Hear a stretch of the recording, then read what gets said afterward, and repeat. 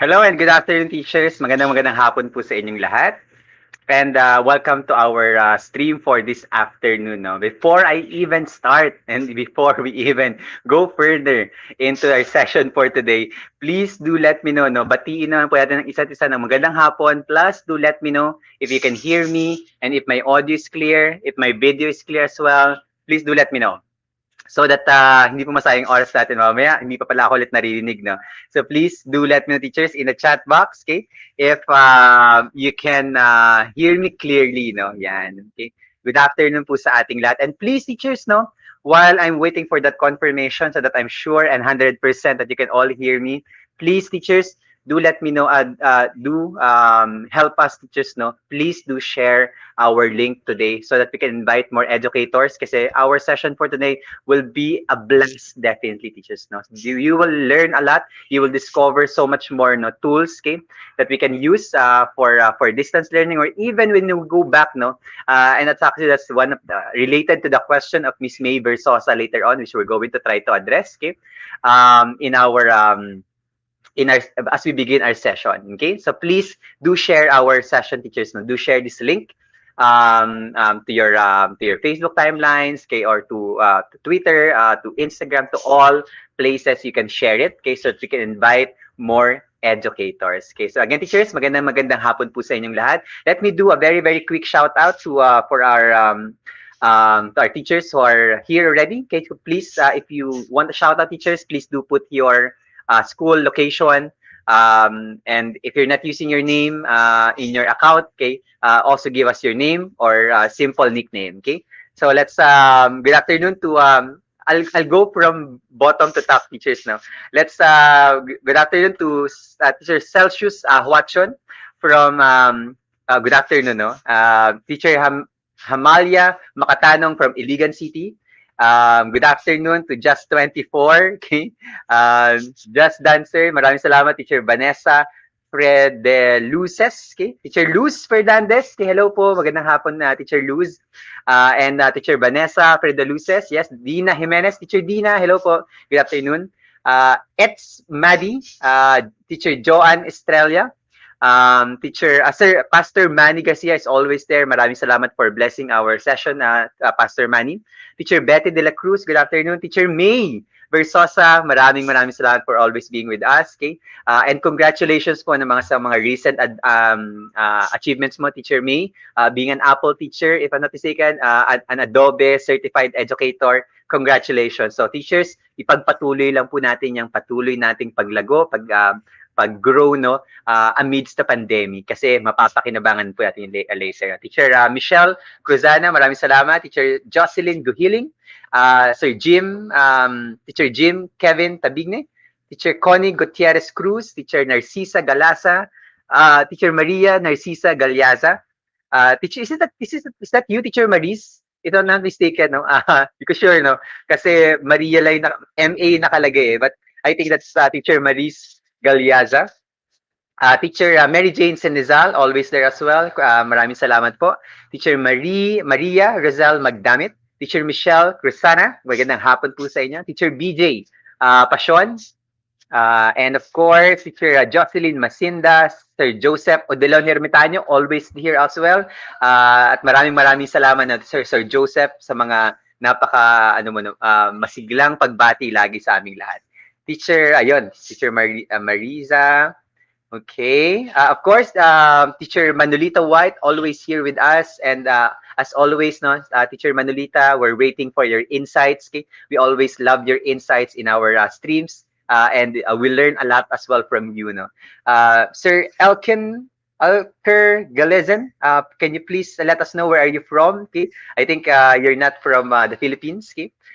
Teacher Jonas Harold Denso, Teacher Jenaline Villar, Blaquesco Catherine, Sir Jeffrey Beltran, magandang hapon po. Congratulations, Sir Jeffrey, for your excellent presentation during the GEJ APAC 4.0 Connect. So teachers, no, if you want to review, Sir Jeffrey presented on Google Meet. Napakaganda presentation. Congratulations on that, Sir Jeffrey.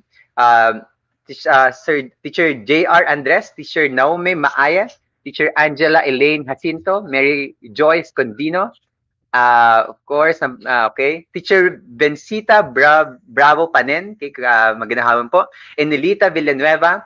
Yes, Teacher Angela Tulay, we will be giving certificates that will be based on your evaluation later. Okay? And Teacher Arvin Pagsibigan, Sylvia Gomez, Vanessa Fredolices, Jocelyn Masinda, Grace Mazon, Sir Louis J. Kung okay, ano na, no? Second coming back na ni Sir Louie, no? After some time na nawala siya with KTS, no? Sobrang busy po kasi. Pero welcome back, Sir Louie. Rochi Abella, Jenaline Villar, Diana Marie Tiaga, of course, Sir Bodge Reclasado, good afternoon, is there as well. Teacher Angelina Carpio, yes, Teacher Angie, hello, good afternoon. Okay. And all other from the first ones, kay Teacher Lilibet Blan, Hitish Kumar, Sharma, Jean Ramos, kay Pearly Geron, Shirley Banyaga, Joseph Odelon, okay, mentioned already. And the rest have already been mentioned. Enrico Lopez, Maria Ana Fe Sumalinog, and Gemma Rivera. Good afternoon po and magandang hapon po sa ating lahat, teachers. No? And of course, teachers, I'll be continuing later now with the greetings, okay, as we move on this afternoon session. But before we do that, teachers, no, I just like to give a reminder, okay? So also to answer the question earlier, are we giving certificates for this event? Yes, teachers. This is a certified event. All our July series episodes will be certified from here on up to our last episode for July. No? So every Thursday and Saturday will be our July series episodes. Okay. But you need to make sure that you answer the evaluation form that will be given towards the end of the session to be able to get the certificate for this session. Okay, so I hope that you get to accomplish that and do that for you to be able to get our certificates. Okay, and please make sure to accomplish the certificates well, because if your emails are incorrect, we will not be able to send it to your email. Also, your names, please make sure that they are correct so that we can put the correct name in your on your certificate. Okay. Yes, of course, Teacher Jocelyn Guhiling, no? Education students are welcome to join. You are the future of our education, and therefore, as early as now, we hope that you're actually taking these kinds of training so that you can be more prepared, no? As soon as you have become a teacher, no, a practicing teacher. Ayan. So you can join. So teachers, for today, what we have is on supporting learning through formative assessments using Kahoot, quizzes, and explain everything. This will be a 2 hour and a half session, but if we need to extend, we'll extend a little bit, but not more than 3 hours. No, but that should be our maximum teachers. Okay. Also, our guest speakers for today are quite busy, and they also have other commitments right after this session. Actually, I just came from a commitment, teachers, from a training. Um, Shout out po to all the teachers from Notre Dame of Greater Manila. I was just there earlier to give a talk on the effective use of Google Classroom as a digital learning management system. So maraming salamat po for joining us. Okay? Welcome to the stream, Sir Teacher Jorico Haraba. This is your first time. We hope this will not be the last, okay? And you can continue watching us and joining our sessions, okay? So hopefully you will become a testament, Sir Jorico, if the July series is good. If you stayed from this episode up to the last episode, it means the July series is a success, okay? So we hope to see you up to the last episode, Sir Jorico Haraba. I will wait for you there, okay? So teachers, before we move on to our session for today, I'd like to inform everyone that this is okay, this is actually sorry this is actually this is actually part of our entire July series. Okay, so teachers, this is you may take a screenshot or what do you call that? Take note of all our events. Okay, all our events will be on Thursdays and Saturdays of entire July. Okay, so you may catch us on these dates. No, if you would like to also do this, teachers, you might want to add our calendar. Okay, our kaagapay teacher support calendar so that you will never miss, okay, our Sorry. Okay, let me just click that. Okay. So you will never miss any events of ours because if you add our calendar, teachers, okay, we will be sending you an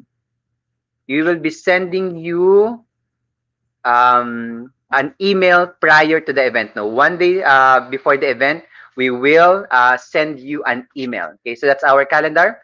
It's KTS calendar, bit.ly/kaagapay calendar. If that doesn't work, teachers, try tinyurl.com/kaagapay calendar. Those two links should work. No, right now, teachers, sometimes may problema po sa bit.ly. So pag gumagamit po tayo ng mga link ng Bitly, hindi po siya nag-work as of the moment. Sometimes, no, for some users, okay? So you might want to do that, okay? Okay, so let's now welcome to our stream, teachers, no? Our two speakers, no? I call them actually dynamic duo, no? Okay, kasi ito pong mga speakers natin, okay? Ay talaga naman dynamic duo, okay? Pasok ko na po sila, no? Bago ko sila i-introduce din, okay? Na pa-automatic pasok po si Sir Bodge, si Sir Alwin, okay? But anyway, allow me still to read their introduction, okay, before we officially welcome them to our stream for today. So our first speaker for today is Sir Alwin S. Reclosado. Is a mathematics teacher in Xavier School. He's a technology integrator in the classroom and also advocates for the appropriate use of technology in the teaching and learning process. He is an Edpuzzle ambassador in the Philippines, the first one in the world, teachers. No, Google Certified Educator Level 1, K Academy Verified Educator, Kahoot Certified Mentor and Coach, QUIZZIZ Game Changer, QUIZZIZ Recognized Community Professional Development Presenter, and Explain Everything Explainer Level 1. Okay, through the various technological tools he employs in the classroom, he aims to transform technology into teachnology. And of course, okay, our second speaker for today is Sir Joseph Gabriel Gab J. Educado. Is currently a public elementary school teacher, teacher 3 of the Department of Education Division of Silay City, and a part-time college instructor at Silay Institute, teaching and handling professional education courses. He has served for 4 years as a former teacher to the indigenous people, TIP, to the Sibato Bukidnon of Sitio Sibato, a small IP community in the hinterlands of Barangay Gimbala on Silay City in Negros Occidental. Amidst the ongoing pandemic and the subsequent migration of teaching and learning content in the virtual space, he took up a personal mission and advocacy to promote the proper utilization and effective integration of educational technology tools in enhancing the teaching and learning process and creating professional development opportunities for teachers. He is a Google Certified Educator Level 2, an Edpuzzle coach, a holder of Kahoot Gold certification, advanced course certifications, Globetrotter, Rocketer, Master, Coach, and Mentor, and an Explain Everything Level 1 explainer. So let's welcome to our stream, although they're here already, teacher Sir Alwin and Sir Joseph Educado. Nakita nyo naman, teachers, no? Sa introduction pa lang, halos maubusan na ako ng hininga para i-introduce silang dalawa dahil sa haba. Teachers, tinipid pa yan, okay? Nag-conserve pa kami. Actually, if I'd like to read the entire citation for Sir Joseph, it might take so much time for all of us to finish that. But again, teachers, let's all welcome our our speakers for today. No, ang ganda ng comment ni Sir Jeffrey Beltran, Sir Alwin. Good afternoon, Idol and Edpuzzle Ambassador Alwin. Okay, so kita niyo naman, teachers, na yung pagtatangi ng mga tao sa dalawang to. So, Sir Alwin, Sir Joseph, good afternoon. So, and welcome back, no? Hindi na po kayo bago ngayon dito sa KTS. But this is the first time of Sir Joseph, okay? This is the second time of Sir Alwin, okay? So, Sir Alwin, Sir Joseph, before siguro tayo mag-start, kumusta muna kayong dalawa? At ano ba yung mga pinagkakaabalahan nyo ngayon? Mauna na ako. Sir, magandang hapon po sa ating lahat. Ngayon po, nagsimula na tayo sa klase, kaya adjustment period ulit kasi nasa third week na tayo sa Xavier School. At ayun, pinagkakabalahan na ko pa rin yung pag-aaral ng iba't ibang apps na pwedeng gamitin sa technology. At syempre po, yung ating mga projects with Edpuzzle. Yes, totoo yan. Napaka-busy pong tao niya ni Sir Alwin. Parang hindi na siya natutulog ngayon. Okay? Pero kitang-kita niyo teachers, napakahanda pa rin yan. No? Mag-email lang kayo sa kanya, mag-message lang kayo sa kanya. No? He will help you in any way that he can, lalo na sa pagdating sa mga technology integration. And by the way, no, isa lang sa mga gusto kong i-commend kay Sir Alwin. Si Sir Alwin po yung isang klase ng technology integrator na gumagamit talaga. Kasi syempre madami sa atin. No? May mga iba minsan no, na marami talaga alam pero syempre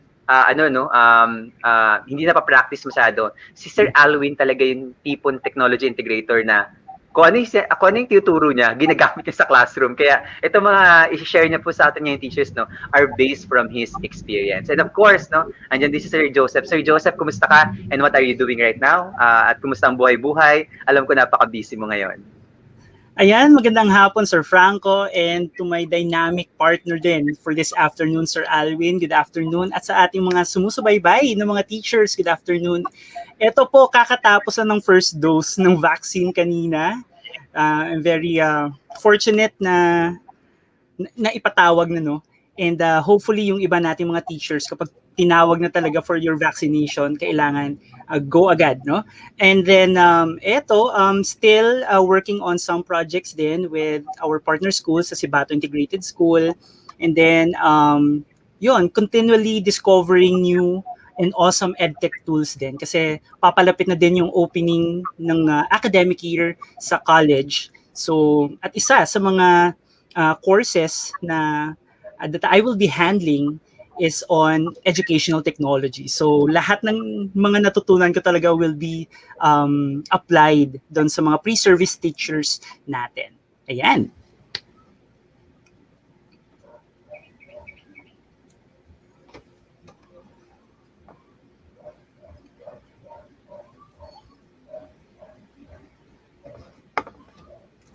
Sir Franco, nakamute po yata kayo. Yan, sorry. Yan. Okay? You can hear me now? So, bago po tayo magpatuloy, teachers, no? Sir Alwin tsaka Sir Joseph, gusto ko muna magtanong ng dalawang bagay sa inyong dalawa, no? At isa sa mga gusto ko itanong ay yung tanong ni Miss May Bersosa. Kasi napakahalaga ng tanong niya, no? Para mas i-contextualize natin yung session natin para sa araw na to. So, tinanong ni Miss May dito is sa gitna po ng ating kasigasigan sa pagdidiskubre ng mga aplikasyon sa kasiyasiya at kapaki-pakinabang na gamitin, future ready po ba at mananatiling may saysay pa rin pagkalipas ng ilang taon ang mga pinag-aaralan natin ito? Salamat po. Sir Alwin, Sir Joseph, any thoughts on Miss May's question, okay? Regarding technology integration or mga paggamit ng mga tools na to? Sige, Sir Alwin, you go first. Parang thesis defense po ulit tong question ni Miss May, no? Exactly. So, Miss May, for me, parang ang pag-uusapan po natin, yung especially kung mag-highlight ko po yung quizzes sa mga, this is very future ready, at yung mga nagagawa sa quizzes at ang mga magagawa ng iba't ibang tools sa pinag-aaralan natin ay talaga makakatulong sa ating mga mag-aaral at sa ating pagtuturo. So, ano lang siguro, sasabihin ko na pagdating sa quiz, yung matututunan natin at mga natututunan natin sa paggamit ng teknolohiyang ito ay mas magandang ambag sa pag-develop sa mga bata. At sasabihin ko na siguro, in the near future, kakaroon ng beta test ulit ang quizzes, mga bagong features na ilo-launch. Actually, before po ako pumunta dito ngayon, nag-request ako sa QUIZZIZ kung merong updates. Ang sabi ng QUIZZIZ, we will be launching different features, lalo na po sa pag-integrate ng lesson sa QUIZZIZ, which I will be discussing more later. In line with being future ready, yes, they are. Yes, the things that we are learning right now are future ready and they are future proof and will help us future proof our students as well. Yun po.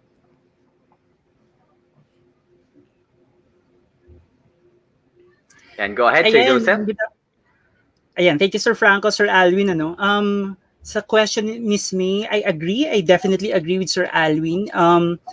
Yung mga pinaggagawa natin ngayon, itong mga pagdidiskubre, pag-develop natin ng ating mga competencies in terms of the usage, yung tamang paggamit at tamang pag-integrate ng mga edtech tools na to sa ating mga classrooms. May it be siguro in the near future, face-to-face, virtual man ngayon, or hybrid learning siya. Definitely future-proof at it will really help us, not just our students, but also as teachers to go with the developments in terms of educational technology na ngayon lang talaga natin nakikita at nakikita natin yung mabilis na pag-develop nito, and at the same time yung kagandahan ng mga benefits na nare-reap natin from using this edtech tools sa ating mga estudyante. And definitely makakatulong din ito sa ating mga estudyante to be more exposed with what are kung ano ba yung mga nasa trends ngayon in terms of learning, and at the same time in helping them process what they have learned. So definitely hindi tayo nag-aaksaya ng panahon. Hindi tayo nag-aaksaya ng effort. Lahat ng to ay may patutunguhan. Lahat ng to ay magagamit natin sa kinakaharap natin ngayong pandemic, and at the same time, by the end of this pandemic, hopefully, malapit nang matapos to. Yun. Maraming salamat na Sir Joseph. And dahil ikaw na naka-spotlight natin ngayon, ikaw na rin ang unang sumagot sa ating susunod na katanungan. Siyempre, Sir Alwin at Sir Joseph, kailangan natin i-contextualize kasi ang title ng ating session for today is Supporting Student Learning Through Formative Assessments. Okay? So, ano nga ba itong formative assessments at bakit napakahalaga nito para suportahan yung pagkatuto ng ating mga mag-aaral? Go ahead, Sir Joseph. In terms of formative assessments, 'di ba, from our college days, palaging ina-underscore ng ating mga professors, ng ating mga college instructors na yung formative assessment is one of the most important assessments na ginagawa at ina-apply natin sa ating mga estudyante. Because through formative assessments, dito natin na-realign yung mga dapat pang matutunan at yung mga dapat pang balikan ng ating mga estudyante. And at the same time, guided tayo. If the results of our formative assessments are not that so good, hindi natin narating yung parang standard rating na pwede tayong mag-move on sa ating next topic, dito tayo pumapasok wherein gumagawa tayo ng paraan through our interventions, ano pa bang mga innovation yung pwede kong gawin so that mas matutunan nila yung nahirapan nilang topics or mga competencies na hindi pa nila na-master. So napaka-importante ng formative assessments, and at the same time tayo din, as teachers, kailangan din nating alamin yung iba't ibang mga tools na mas magpapadali at mas magpapa-streamline doon sa ating delivery, o hindi pa man delivery or creation pa lang ng formative assessments natin. Yun. Maraming salamat sa napaka-cover. Parang in a separate webinar, pwede pang pag-usapan ng buong-buo yung formative assessments. Go ahead, Sir Alwin. Okay, how about you? How do you see, what are formative assessments for? For me, formative assessments yung parang ginagawa ko po sa klase ko at sinasabi ko sa mga students, when we are doing formative assessments, I tell them to not be afraid to commit mistakes.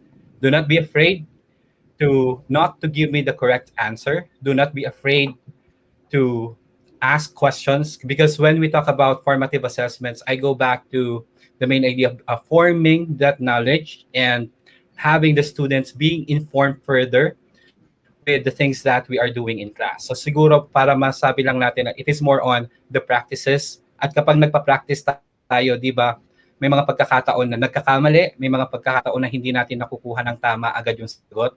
So sa formative assessments pa lang, makikita na natin kung saan medyo nahihinaan yung ating mga students sa result ng mga binibigay nating formative assessments. At through this, we can design or we can deliver the lesson in a different way perhaps. And through formative assessment, we can check if we need, there are students who need more of our attention. And through formative assessments, we can be assured that our students are already ready to move on in the next stage of the discussion.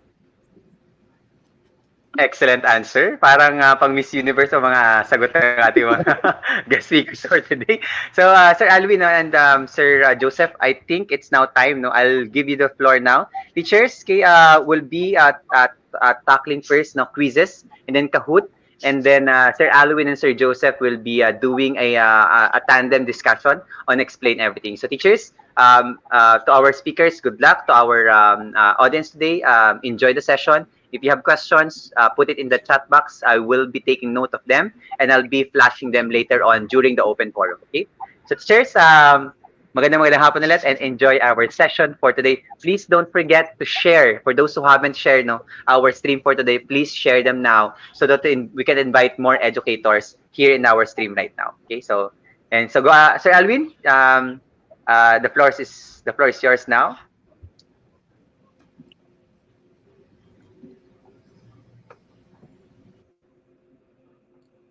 So good afternoon, teachers.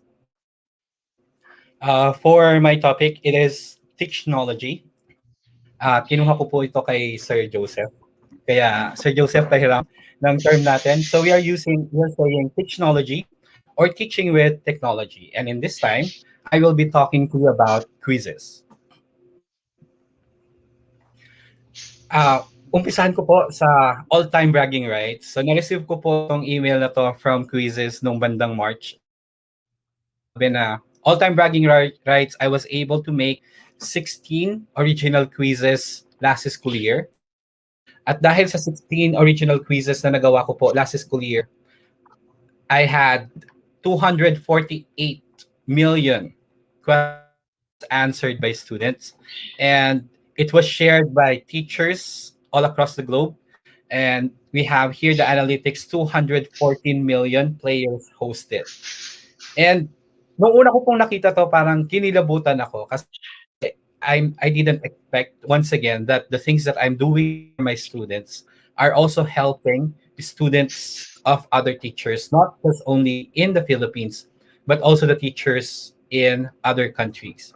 So, I also went on with, in my class, meron, nung nagkaroon ako ng sa session ko sa klase ko, when I talked about surface area, prisms, and cylinders, this made me very happy. Nung sabi niya, your quizzes, in the quizzes that I made, 61 learners were motivated.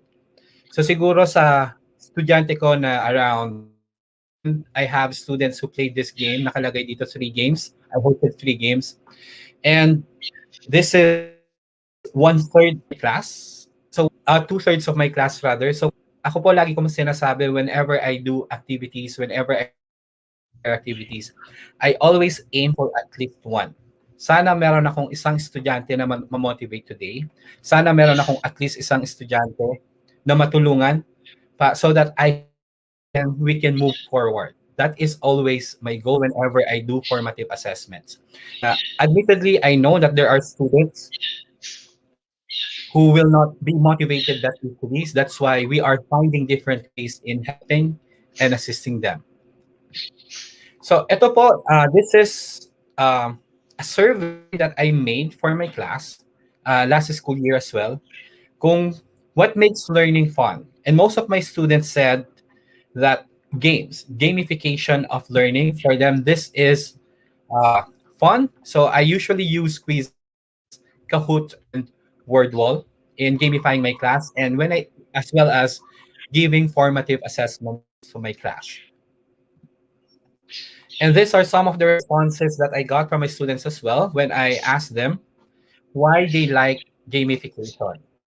So they say that when you get a high score and lose the points, you want to recover the points again so you get to try your best. And I also had this, quizzes made our lessons fun. It gives us motivation to go first place. And it's easier to learn. Imagine teachers having this kind of responses from your students while you are giving the formative assessment. So now, what really is quizzes? So we say, according to quizzes, this is the 100% engagement platform. And how much time do you spend, teachers, on class preparation every week? So usually po ba sa pagplano ng content natin, aside from planning for the content, pinaplano din natin yung synchronous and asynchronous learning ng mga students natin. Anong klase ng mga assessments ang ibibigay? Tama ba tong formative assessment na to? Will it measure the competencies na dapat nilang ma-meet before ko ibigay yung summative assessment? Kumusta yung pagbibigay ko ng mga homework at pagre-review ng mga homework ng mga students? Tapos, i-grade pa po natin, magbibigay tayo ng feedback. Then, we need to with parents. Lalo na ngayon, di po ba teachers, yung pag-prepare natin ng mga modules, then pag-collect ng mga modules, especially to our public school teachers. Then, aside from all of this, we have to see to it that we are engaging our students in the classroom, whether it is in the physical setup now or in the online setup that we are having right now, or in the future in our hopefully magkaroon na tayo ng face-to-face discussions. Siyempre po, parang bloodline na nating mga teachers getting coffee. So, what if I said that QUIZZIZ can do all of this? Pero siyempre, yung paggawa ng coffee, paala na po tayo dyan. So, QUIZZIZ is a learning platform that makes it easy to create and host interactive lessons and quizzes for synchronous and asynchronous learning. So over 30 million ready-made quizzes and lessons for any subject, and perfect for instruction, review, and low-stakes assessment. And get instant feedback, save yourself some time for grading. So in the previous po, one of the quizzes is not really that much used during synchronous sessions. Mas maganda ang quizzes for asynchronous tasks. Or hindi masyadong ganun ka-interactive kapag nasa classroom. But QUIZZIZ is moving forward. QUIZZIZ is redeveloping, and QUIZZIZ keeps on updating their features so that they can address what is needed to be addressed. And take note, teachers, this is perfect for instruction. Hindi lamang po pagtatanong or asking questions ang magagawa natin sa QUIZZIZ. Marami pong features ang QUIZZIZ na dapat nating ma-discover at dapat nating i-uncover as well. So QUIZZIZ is very engaging. It is not only for your fastest students, it's not only for your loudest students as well. For example, in my own experience dito po sa bahay, whenever I review my nephew, sa mga Facebook friends ko po dyan, siguro nakikita nyo minsan yung mga posts ko. We use QUIZZIZ. I use QUIZZIZ to check on his knowledge so that can we move forward already? If not yet, kung hindi pa rin maganda yung results sa QUIZZIZ, babalik po kami sa previous discussion namin. And then when he got 90 to 100% already, then for me, that's mastery level. So we move forward to the next topic. And then through QUIZZIZ, students can join from anywhere. So may app po ang QUIZZIZ na pwede pong i-download gamit sa iOS at Android. Always see questions on their own device.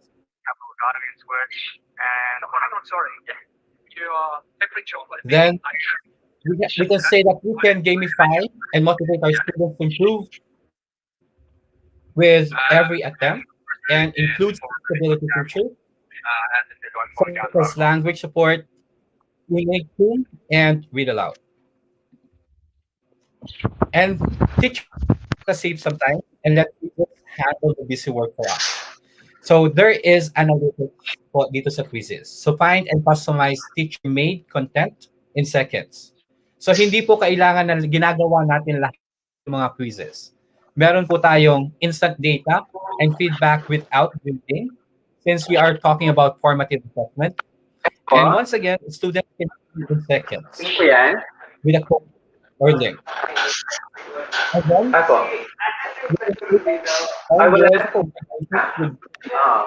Classroom, Google Classroom, your LMS. Ay, nandiyan po pero lumabas po sila. So, how does QUIZZIZ really work? So, pagdating po natin sa QUIZZIZ, when we go to the platform of QUIZZIZ, we can choose from over 30 million of teacher-created quizzes and lessons. So meron pong quizzes library wherein these are quizzes that are made public by different educators from all over the planet. And then we can mix and match questions from multiple quizzes using teleport. So take note of these different terms, teachers, so that when you go to quizzes and when you go and make your own quizzes as well, you simply make your lives easier. Kasi ang gusto po natin sa paggamit ng mga app, hindi po tayo yung mas mahihirapan, kundi it can make our lives easier. And this application, particularly quizzes, will really help us teachers as well sa pag-prepare ng aking mga lessons. Hindi na po tayo masyadong gumawa pa ng mga formative assessments. If the quizzes library can provide those questions, then we are free to use the questions of different teachers as well.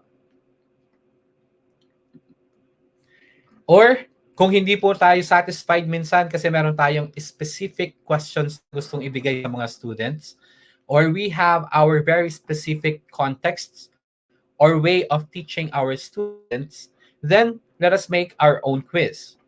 So yung mga options po na makikita natin dito, multiple choice questions, checkbox, fill in the blank, poll, and open-ended questions. So if we're going to take a look at this, teachers, napakaganda po at napaka-rich ng features ng mga questions na to sa ating question bank. At to be honest, wala po ito sa Kahoot, kaya bye Kahoot. Wala po itong ang ibang features na to sa Kahoot. So we say that mas magandang gumawa ng mga quiz, gamitin nyo po ang QUIZZIZ. And we say that we can make multiple question types and swanky, for example, math editor. Then we can add images, GIFs, at pong ibang features ang quizzes, pero these ones are for paid account. But for basic account, tignan nyo na po, we can already add images for our presentation. And we can bulk import from a spreadsheet to make a long quiz in a jiffy. Ipapakita ko po sa inyo later, teachers, paano natin gagawin to, yung mga teachers na yung mga questions na ginawa natin na or mga questions na nasa spreadsheet, and then use polls and open-ended questions to gather feedback before or after the class. Teachers, itong using polls and open-ended questions for me are very powerful and very meaningful kasi minsan it lets our students open up and share their ideas. Lalo na po sa akin, for example, since I am math teacher, so usually limited yung interaction namin sa pag-share ng ideas outside numbers. So kapag open-ended question, kapag nagbibigay ako sa kanila ng mga visible thinking routine, or just simply asking on them, how are you? Ito yung mga questions, yung mga sagot ng mga students sa open-ended questions are so rich. And it makes me understand them more. Kasi, especially now that we are in this situation, malayo po tayo sa mga estudyante natin, hindi natin sila nakikita, hindi natin sila nakakausap masyado unlike sa face-to-face. So kapag sinabi po natin na gumamit tayo ng open-ended questions and just to check on them, just to ask them how they are, kahit na hindi po related masyado muna sa class, the students appreciate this as well. And similarly, just like what I have said a while ago, ask anything. Ito po yung mga questions na pwede nating pagpilian. And I really love playing with these different types of questions, and I involve this different mix and match, these different types of questions sa aking ginagawang quizzes. And lessons are an interactive way to teach. So for example, parang yung sinabi ko kanina, what would you like about this lesson? So pwede nating tanungin yung mga students ano yung nagustuhan and through open-ended questions. Or we can combine text and media slides with interactive questions in a presentation format. So para po tayong merong PowerPoint, then usually di po ba teachers kapag gumagawa tayo ng PowerPoint presentations, while we are discussing, tinatanong muna natin yung mga students natin kung may naintindihan ba nila yung topic before we move on to the next slide. Usually, our students will just say Yung iba, kapag hindi maglalakas ng loob na tanungin tayo sa if they have questions or what, pwede po sa quizzes after that one specific slide, we can add another slide na questions naman about the previous slide. So we can give an immediate feedback to our students as well. At makikita natin kung either naintindihan ba talaga nila yung topic natin on that previous slide, or we need to go back to that certain slide para ulit, perhaps in a different way. It's immediate feedback for the students, immediate feedback for the teachers as well. And we can import existing presentations from PowerPoint and Google Slides. So all we have to do, teachers, is to turn our Google Slides. Kung gumagamit po tayo ng Google Slides, gagawin lang po natin, we download that as PDF at mag-upload na, pwede na po nating i-upload yung mga PDF file na yung PDF natin sa QUIZZIZ. Ganun po kadali ang paggawa ng presentation sa QUIZZIZ. And it can work live and asynchronously, in person, and remotely. So pwede po natin gamitin kahit saan ang quizzes. Pwedeng face-to-face, pwedeng while we are doing our synchronous sessions online, or we can give quizzes to our students when we give them, we can give quizzes as homework. So in all different ways, ang limitation na lamang po ng quizzes is through our imagination as teachers. And you can use your quiz or your lesson live from anywhere and asynchronously or without a deadline. Ito po mga teachers, mas ipapakita ko po sa inyo mamaya. Ang kagandahan talaga sa quizzes, real time, pwedeng mag-work ang mga students natin as a team, or they can work with it individually. And then, assignments that students can complete. Usually, ginagawa ko ito, binibigay ko dito sa class to help my students, lalo na pag medyo malayo yung gap ng aming discussion, or if they need extra lessons to support them for learning. I usually give extra quizzes for them para mapag-practice sila on their own. And there are some tried and tested ways to use this. Share practice quizzes at the end of the class to review concepts learned in the day. So kung nagbigay po tayo ngayon ng quizzes, tapos we want our students to practice on their own, practice more on their own, and we can share the practice quizzes. Or for formative assessment, we can monitor students and their level of progress with the data analytics of quizzes and use ready-made insights to plan activities for future or download reports for your own analysis. So yung mga reports from quizzes, pwedeng natin gamitin at napakadali pong gamitin at maiintindihan natin kung naging successful ba tayo sa pagtuturo ng lesson na to, or kailangan ba nating balikan yung lesson na ito. So teachers, all set? So let's check on creating your free account sa mga wala pa pong account sa QUIZZIZ. So nandyan po yung tinyurl.com/joinquizzes2021. Pwede po natin gamitin yung link na ito sa paggawa po natin sa pag-sign up natin sa QUIZZIZ. So pwede pong sundin nyo ako sa process. So let's sign up for a teacher account on QUIZZIZ. So teachers, the first thing, since you already have the link there, pwede nyo pong gamitin yung link na nilagay ni Sir Franco, o pumunta po tayo sa www.quizzes.com. So ito po ang first na makikita natin sa QUIZZIZ. So it says, welcome to QUIZZIZ. Please use your school or work email address. Kasi po pag .edu, it will recognize us as teachers. And then we can say that kung meron po tayong Google account, gamitin po natin yung ating Google account. Kung meron po tayong Microsoft account, gamitin po natin yung Microsoft account natin. Pwede po. Or we can sign up with our emails. Then just click next. And QUIZZIZ will lead us to this next part. So usually, since we are all teachers here, i-click po natin yung at a school. So K-12 or university. That is our role since we are teachers, so we work in a school. Then, I am a teacher, or I noticed a while ago we have student teachers here as well. You can choose either you are making your account as a student or gusto mo nang gamitin in the future sa yung pagde-demo sa class, you can make your account as a teacher account. And next, QUIZZIZ will ask us of our details. So, Mr. or Miss, then your name. So we have here examples, Minerva, and then her last name, then our password. And just click continue. So yun na po, teachers. Meron na po tayong QUIZZIZ account. And please do not forget to go back to your emails and verify your account.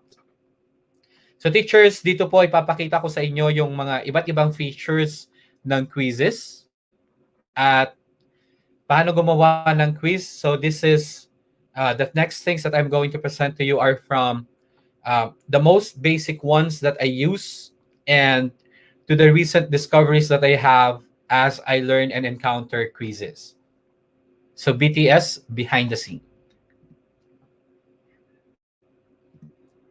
We are now in the homepage of QUIZZIZ, and let us try making a quiz. So all we have to do is click create. And we have two options here, teachers. Either you want to make a quiz or a lesson. So if you want to make a quiz, just click quiz and then create a quiz. So name of the quiz, for example, prime numbers, then mathematics, then click next. Then the first thing that we are going to do is we have to choose whether it is multiple choice, checkbox, fill in blank, poll question, or open-ended. So let's try the multiple choice.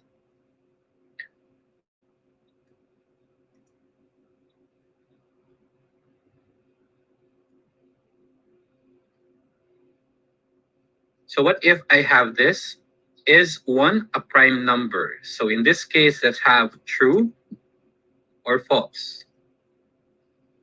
Then since I only have two options, I'll make sure that I have either is it true or false. So the answer is false, and that's it. Then I click save.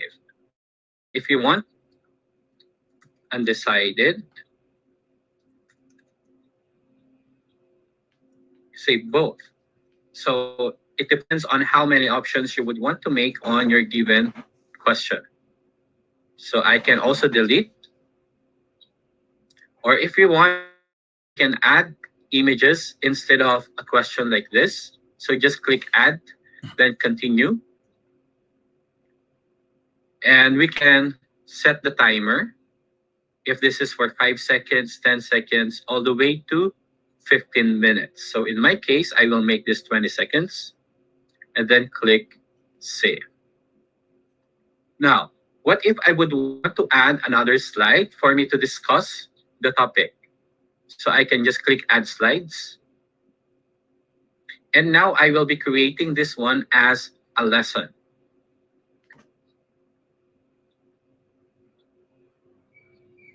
So now I have the topic, prime numbers, and then I can add slides. So what are the options that we have? It is as if making a presentation. We have title and subtitle, bullets. Then we can add images. Just a clarification, teachers, that when you add YouTube video, this is not applicable for those with basic account. This is for those with paid accounts. Then media with text, this is also for those with paid accounts. So these are the limitations of basic account, but I believe we have different ways of showing a YouTube video, or if you want to make a video, then you know the answer to that, i-add parcel mo na yan. So we can add images among others.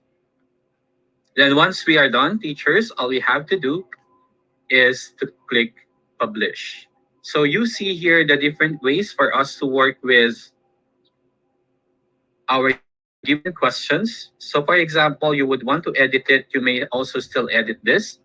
Or if you want to add another question, this time it is fill in the blank.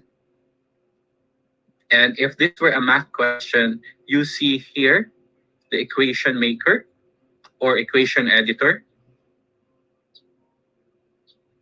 Or if you want to add an image, just click the image and you're good to go.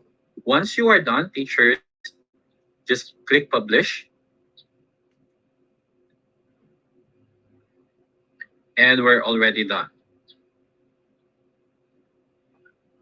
Another way for us to make questions, teachers, is to select or search from quizzes. So for example, we want to search for prime numbers. So all we have to do is to look for the different answers or different quizzes made by different teachers around the world. So if we want primes and composite, if I want this question, all I have to do is to click add. And if I want to choose another one from a different teacher, primes, squares, and cube roots, so for example, this I will add. And once I am done, I'll go back to my quizzes. And there you have it. We have those two different questions already that I have gotten from a different teacher. Another way for us to take a look at this at quizzes, we can just simply search the quizzes library and search for primes. So factors and multiples, for example, or primes and composite. Let's click this. And you will see now the different results about prime numbers. And you can hover them. And you can see the questions of the teachers. Then we have different options in line with this. So if I am going to choose primes and composites, I can click play, live, assign, or preview. Or I can click the slide, copy and edit if we want to add more questions. And then how are we going to share this? We have different options. We have instructor-led session. Just click and then click present. So we will be now led to different ways for us to share. So we can click and get this link. All we have to do is copy link, and then we can share this link in our LMS, or for those who are using Messenger as their communication with their students, you can post that link as well. Or if you are in class, you can share this during synchronous sessions to your students, or ask your students to go to joinmyquiz.com and then just enter the game code. One more thing that I would like to highlight is we can work on this for asynchronous learning. So if this is if we want to assign this certain quizzes, just click assign homework, and then we select the date. How long do we want our students to work on quizzes? So if we don't want to give them a deadline, just click no deadline, and then click continue. Then the next thing that we can do is we can share once again this quizzes with different options. Just click share link, and you can share it through Google Classroom, through Schoology, Canva, Teams, or even in Twitter.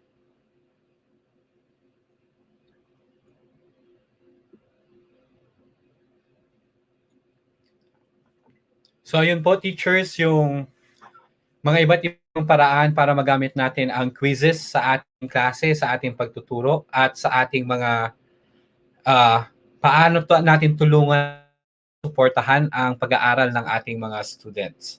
So yes, agree po ako dito kay sasabi po sa atin na maganda yung bago sa quizzes. May lessons na pwede na i-insert ang mga questions. Yes po, so usually I suggest na mas ganun yung gawin natin, teachers, kung gusto nating mas maging interactive yung ating discussion. lalo na kung meron po tayong opportunity na magturo ng kahit sa online, mas may makikita natin yung learning ng ating mga students at we can give feedback right away. So usually ginagamit ko din po ito sa pagtuturo sa klase. Actually, even sa reporting ko minsan sa graduate school, gumagamit po ako ng quizzes kasi I don't want my classmates to get bored kapag nagre-report po ako sa klase. And Ma'am Peaches, mas ipapakita ko po sa inyo yung kung saan nyo makikita yung data analytics mamaya. And usually we have different ways of using really quizzes. Ang kailangan lang po natin on how to design our lessons kung gusto po nating gumawa ng lesson or ng specific topic natin sa quizzes. Pero teachers, meron na din pong ibang mga quizzes na meron na pong lessons dito. So, napakadali. Pwede tayong i-guide ng ibang teachers as well paano sila nagtuturo na maaari siguro nating mapag-aralan kung nakita nating maganda yung way ng teacher na to sa kanyang pagtuturo. At matutulungan din tayong paano ituro yung lesson na ito sa ating mga students. Now, teachers, ito po sa akin parang isa sa mga pinaka-exciting na feature ng quizzes, and actually, this feature is not used often by other teachers. So, I hope magamit nyo po ito, teachers. And for me, this is very powerful. For me, this is one way for me to understand if my students were able to understand the whole topic or not. The student-driven quizzes. What do I mean when I say student-driven quizzes? Student-driven quizzes kasi the questions will come from the students. Paano ko po ginagawa ito sa klase? Nandito po. So usually meron po tayong ginagamit na Google Forms. Shout out kay ating Google Coach. Salamat sa pagtuturo at sa pag-explore ko din po, nakita ko itong Google Form na ito. So this is called by certain educators as QUIZZIZ Kid Quiz Maker. Pero meron ding ibang ways on how to work on this. So let me play this video for us all teachers.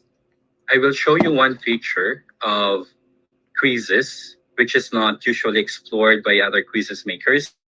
And this time, this is the student-driven quiz maker. So we will be smashing two different tools, your Google Forms and QUIZZIZ. So the first thing that we're going to do is we are going to send a Google form to our students. And the form that I have here is, first, for example, we ask our students to review. So as they review or research on a certain topic, then as they do that, they can ask one question here. Then you ask your students to make different options. So teachers, this is a multiple choice question and with 4 options. Then from these different options, please see to it that your students will give one correct answer. And you ask them, how long should your classmates answer your question? And the time that we have here, these are in seconds. So 5 seconds, 10 seconds, and so on. Once we have that, we can check the responses of our students. And what we're going to do is to click so that we can view the responses in sheets. So I have done this already. So here are the questions that I have generated from my students. You see here timestamp, and for the second column, that will be the email addresses of the students. So what we need is to copy from C, D, E, F, columns, I'm referring to the columns until I. Then copy and make second sheet. And then once you are done, you download Microsoft Excel. So once we are done with downloading the file, let's go to QUIZZIZ. In QUIZZIZ, let's click create a quiz. So for example, our lesson is on prime numbers, highest common factor, and least common multiple. Mathematics, click next.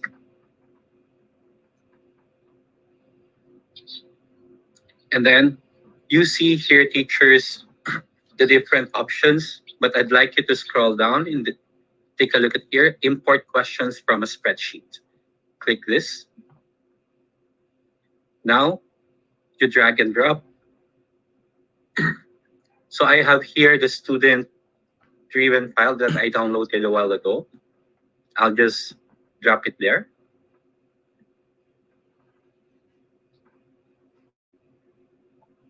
Let's wait for it to load. Now we have done already. The next thing that we're going to do is to click save.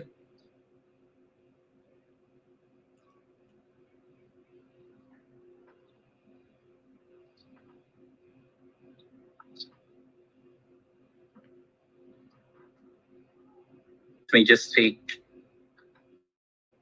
a little long, teachers, because QUIZZIZ is doing the job for us already.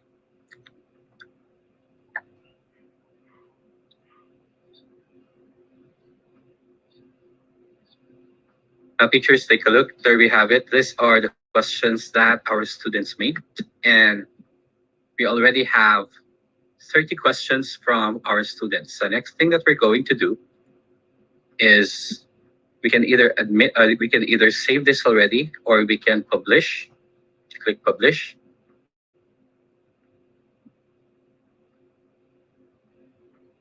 So you are going to select grades. So for example, this is from 4th grade until 8th grade, and click save.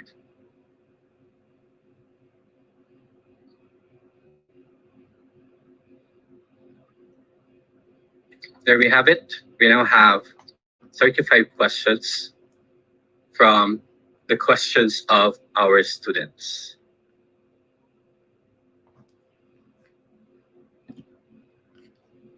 So teachers, ayun po yung isa sa paraan paano tayo we can gather the different questions from our different students. And for me, what I always use a disclaimer. Meron po akong disclaimer sa aking mga students. Ang sinasabi ko po sa kanila, those questions may not be the best, may not be perfect questions.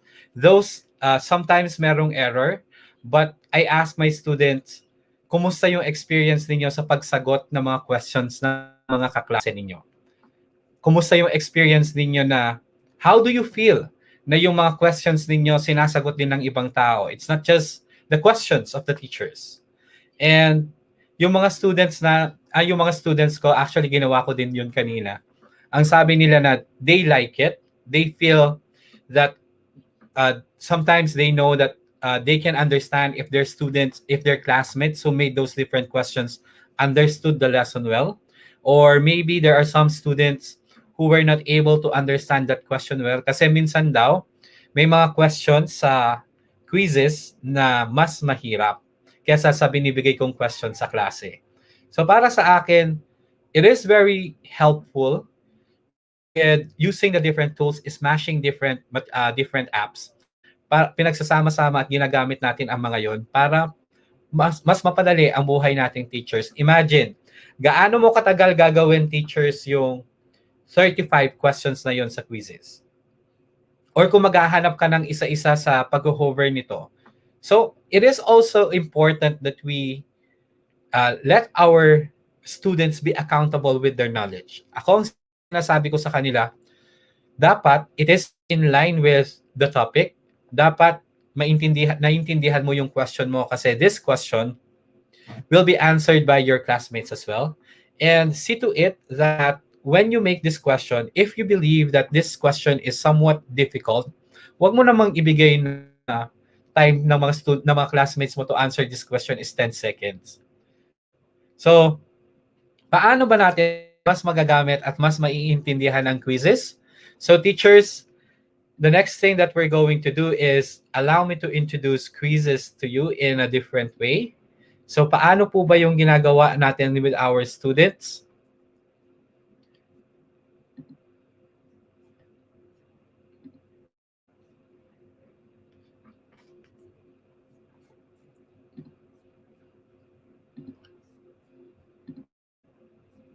So I hope you see my screen now, teachers. So we have joinmyquiz.com.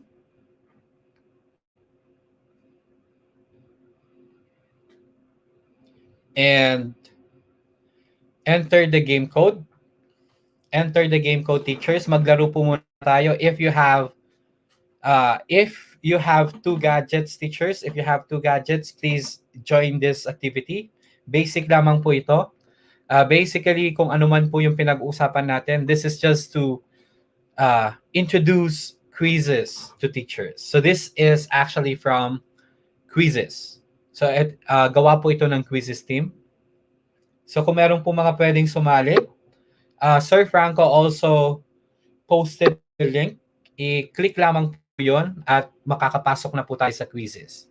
So maghintay siguro tayo ng mga 2 to 3 minutes para meron tayong mga ibang teachers na makasama na maglaro ng quizzes. So far po meron tayong 5 teachers already. Thank you very much. Ma'am Bensita, Ma'am Majoy, Ma'am Juvie, Ma'am Meg, Ma'am Jamalia, siguro Sir Rangel, Ma'am Mary Jane, Ma'am Giselle. Thank you very much for joining.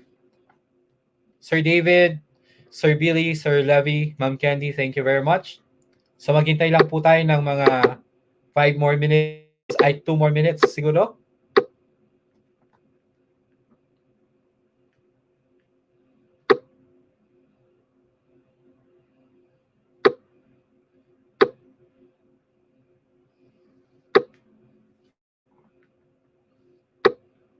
So while waiting, i-address ko lang po yung sabi ni Ma'am Luz, ang bongga, ganun kabilis. Yes, ma'am, ganun po kabilis ang paggawa ng question. So siguro, for example, meron ka pong other questions from your file na gusto mong gawing quizzes. So gawin lamang po natin sa ating Excel. At pag nagawa na natin sa Excel, ang susunod na gagawin natin, i-import natin sa quizzes. Done. Meron na po tayong 30 to 35 questions sa quizzes.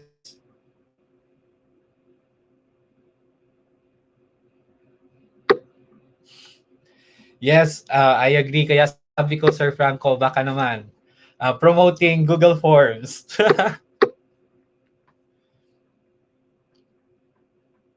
So yes, Ma'am Michelle, I hope nakatulong po at mas ma-explore po natin ang quizzes. So marami pong bagay tayong mas mapag-aaralan, mas ma-explore with quizzes. So we already have 44 participants. So teachers, let's start.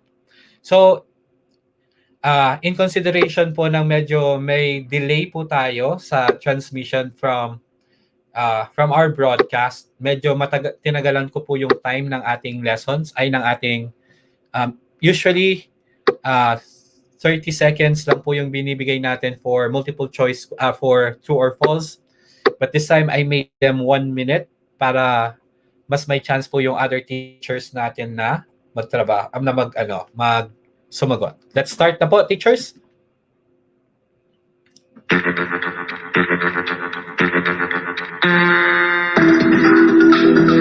True or false? You need a projector to use quizzes.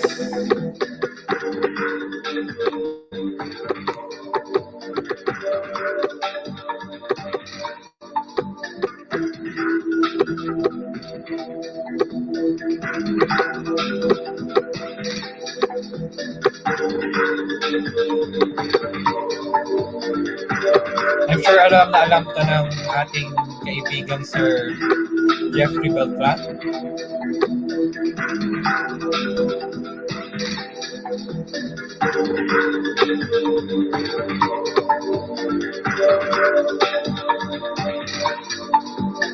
So while waiting, shout out to Cliff saying agreeing with Mr.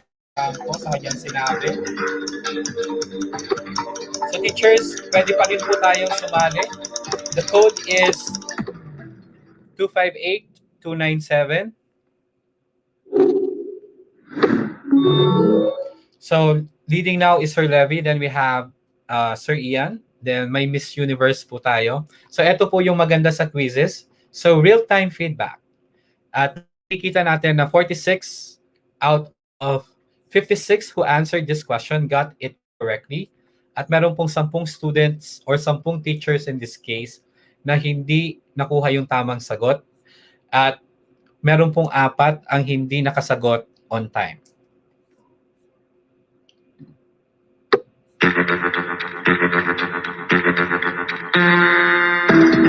So one more thing, teachers, this is instructor-led.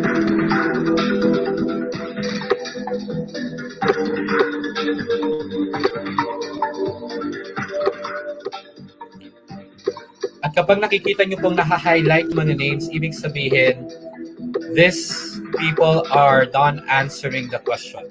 So, we are guided sumasagot yung student o hindi.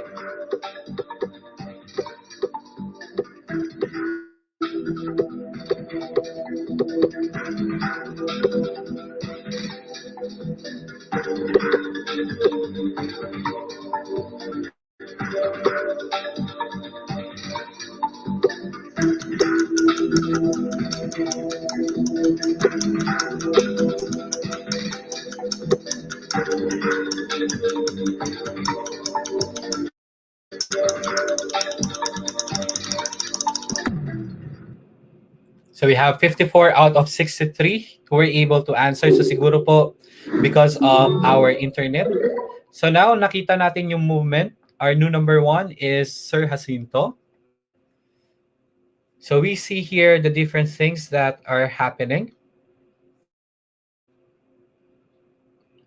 So in our view, we can have full question view. We can have participants view, chart view. So pwede po tayong pumili kung anong gusto nating ipakita sa ating mga students. So usually ginagamit ko participant view para nakikita ko yung progress or pagsagot ng aking mga students. Next.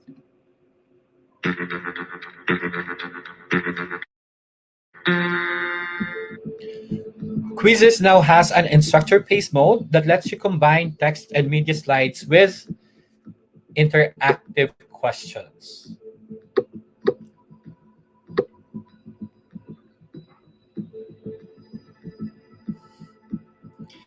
Nakakakaba daw pong magsagot pero exciting, sabi naman Michelle. Ako din po, pag tinatry ko yung mga to tapos yung mga yung music, medyo nakakakaba kasi baka ako mismo magkamali sa ginawa kong questions. But it's also fun kapag tinatry, para alam natin din yung feeling ng students natin kapag ginagamit nila yung ating mga yung gusto nating ipalaro sa kanila, especially with the use of technology.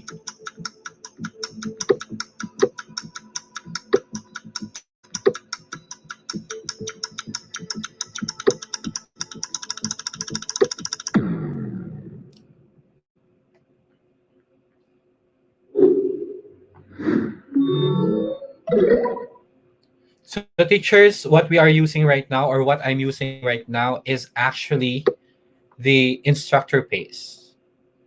And this is the lesson creator.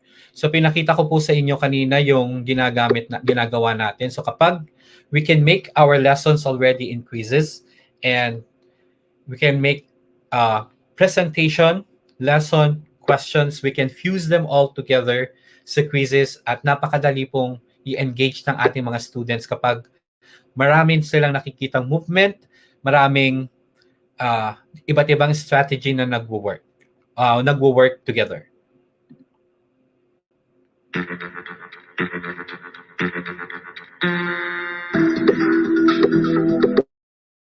Which of the following is not a feature of QUIZZIZ, or at least not yet?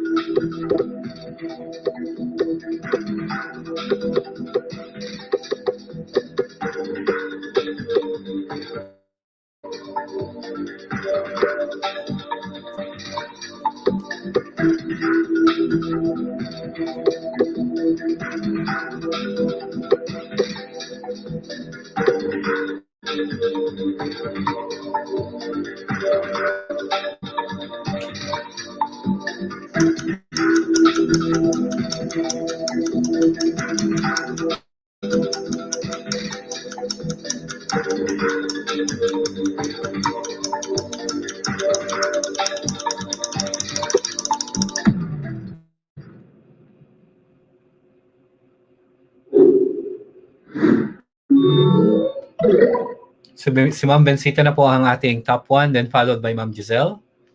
So, siguro bibigyan tayo ng prize ni Sir Franco mamaya. Baka naman. So, hingin po natin ang prize natin from Sir Franco siguro. So, teachers use quizzes to do which of the following?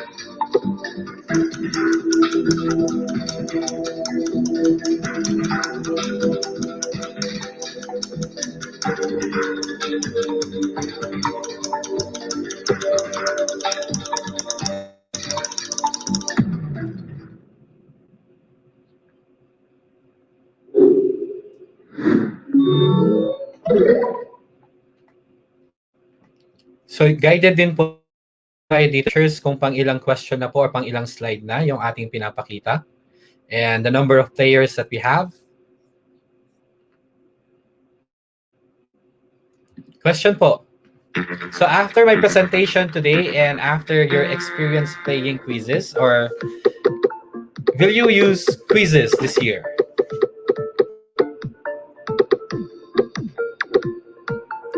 So thank you very much for the feedback, teachers. We already have 43 saying yes.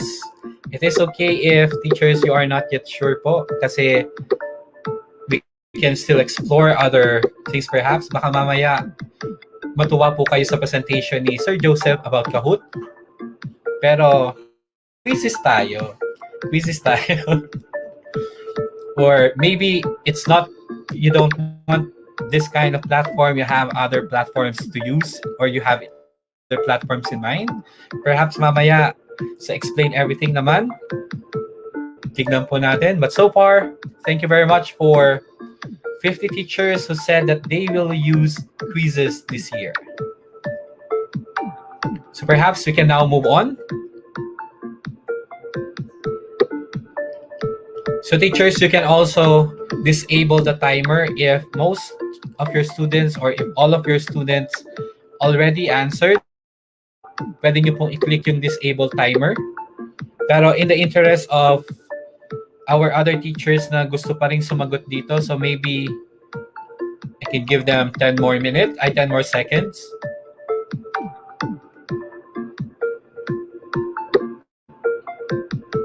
So when we click disable timer, it will ask us if we want to end the question already. Then we can say yes, and we can now move on to the next slide. This happens kapag masyado po siguro mahaba yung time na naibigay natin sa isang specific question.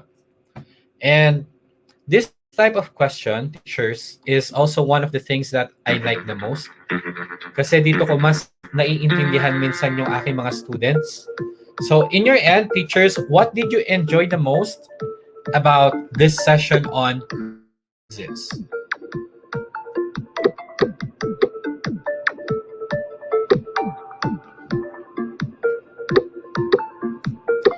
As we support formative assessments and as we support formation of our students and check on their understanding of the different lessons that we are teaching them, so it is also important that once in a while we check on them to support on their mental health, to support on the things that they need as well. So baka meron silang gustong i-express or among others. So we can use this.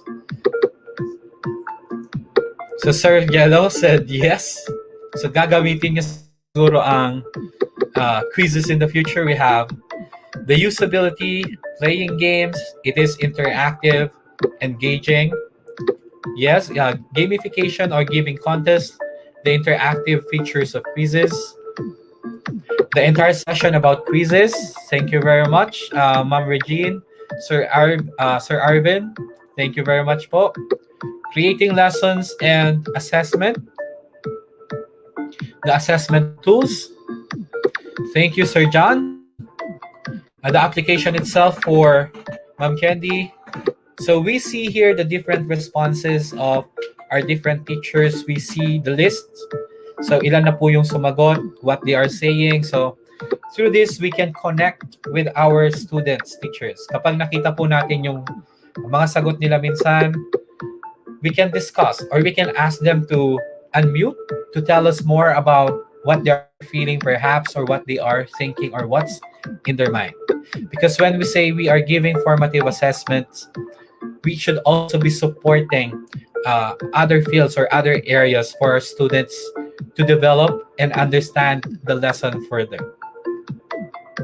Hands-on and presentation, which is very comprehensive. So new features of quizzes.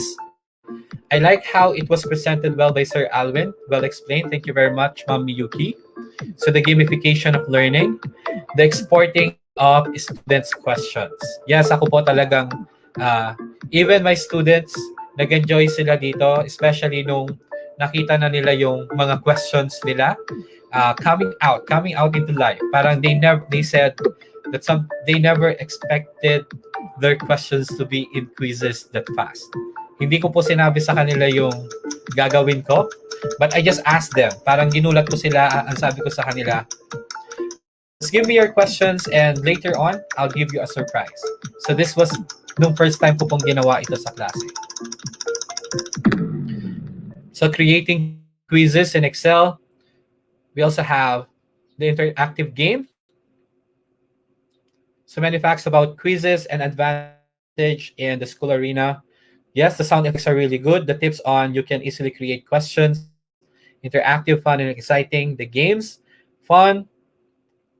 When you can actually drop a file and make it as a quiz immediately. Yes, this is very helpful and I really like this feature. And I learned that formative assessment can be engaging through quizzes.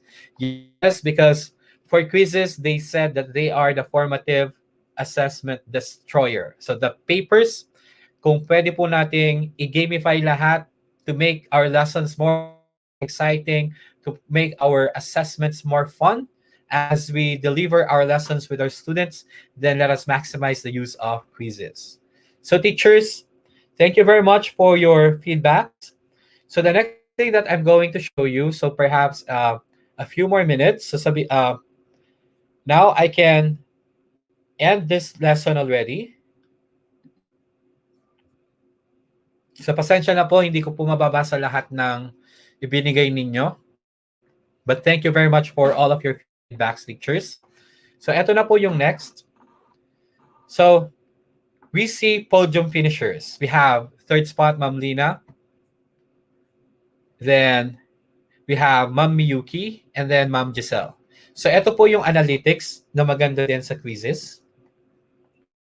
So you see here, si Ma'am Giselle, she got perfect score. Si Ma'am Miyuki, she wasn't able to get the third question. Nagkaroon po siguro ng problema sa internet si Ma'am Lina. That's why she wasn't able to answer the third question. That is an overview with students on. Then we can check the questions. If we're going to take a look at this, so we have average answering time of those who took question number 1 is 15 seconds. Then 4 to 6 correct answers. So makikita po natin yung analytics at mas maiintindihan na natin yung ating mga students. Then we can download the results and yung kanina po, tinanong para nakita ko sa chat box, saan natin nakikita yung mga sagot or yung mga problems, so we can explore and go to the reports in QUIZZIZ, and we can see once again, we can go back to the discussion of we can go back to what is needed to address the different problems of our students by viewing reports. So yan po ang sa akin. I hope you were able to learn quizzes, and I hope in the near future we'll have more people who will be using quizzes and enjoy quizzes and help students in their formative assessments. So thank you very much po, teachers. Nako, nanggulat na naman si Sir Alwin, no? Ay, nawala si Sir Alwin. Okay. Sir Alwin? Okay. Yes, sir. Na yata yung kami. Yan. Okay. Sir Alvin, maraming salamat for that, and ginulat mo na naman ng ating mga audience, no? Just when they thought they know about quizzes, there you go again, kaya giving us a plot twist, okay? And I think na kahit Sir Angelo, no? Kahit ikaw malamang nagulat ka din, no? Actually, nung binanggit niya sa akin ni Alwin na may bagong feature, kaya talagang sabi ko, papanoorin ko. Kasi usually, nung I encounter quizzes, 2-3 years ago. Parang gano'n. And then, kasi sikat na talaga siya, no? Oo.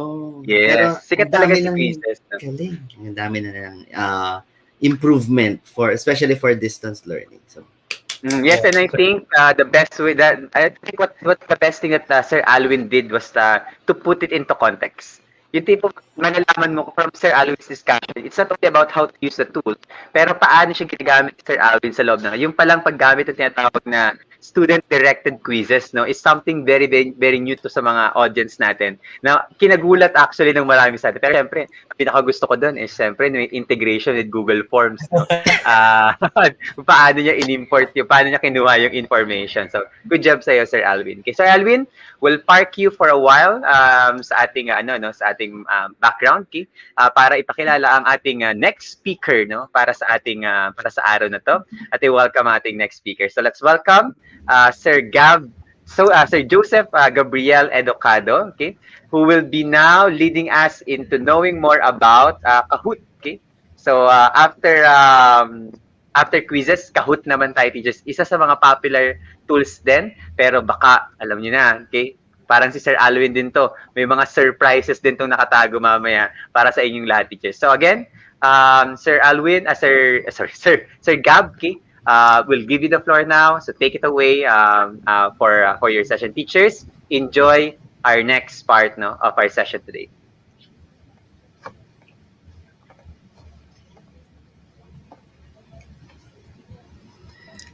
Ayan, Sir Franco, is it visible? Yes, Sir Gab.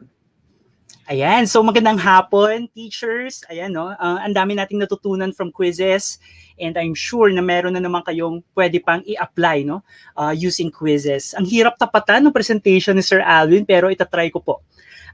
Actually, yung ating session this afternoon is all about playing, di ba? Kahoot Play Shop, let's play and learn with Kahoot.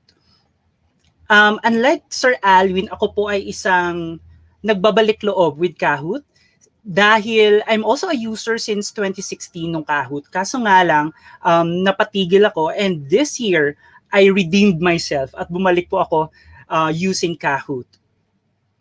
Ayan, ang inyo pong lingkod, ayan, ako po ay isang freshly minted kay Academy Verified Educator at napakalaking responsibility po yung pagiging isang verified educator, and later ikukwento ko din yung experience ko regarding that. Ayan, so let's proceed. Wag na nating paantayin. Ayan, yung talk points po natin this afternoon, ito po yung lahat. Una, what is Kahoot? Kilalanin po muna natin si Kahoot.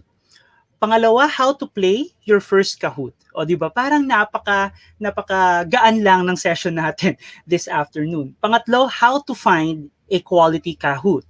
Pang-apat, ituturo ko din sa inyo, i-guide ko din po kayo on how would you create your first Kahoot. And yung next po niyan ay isa sa mga napaka-exciting topics for Kahoot, yung assessing learning results through Kahoot reports.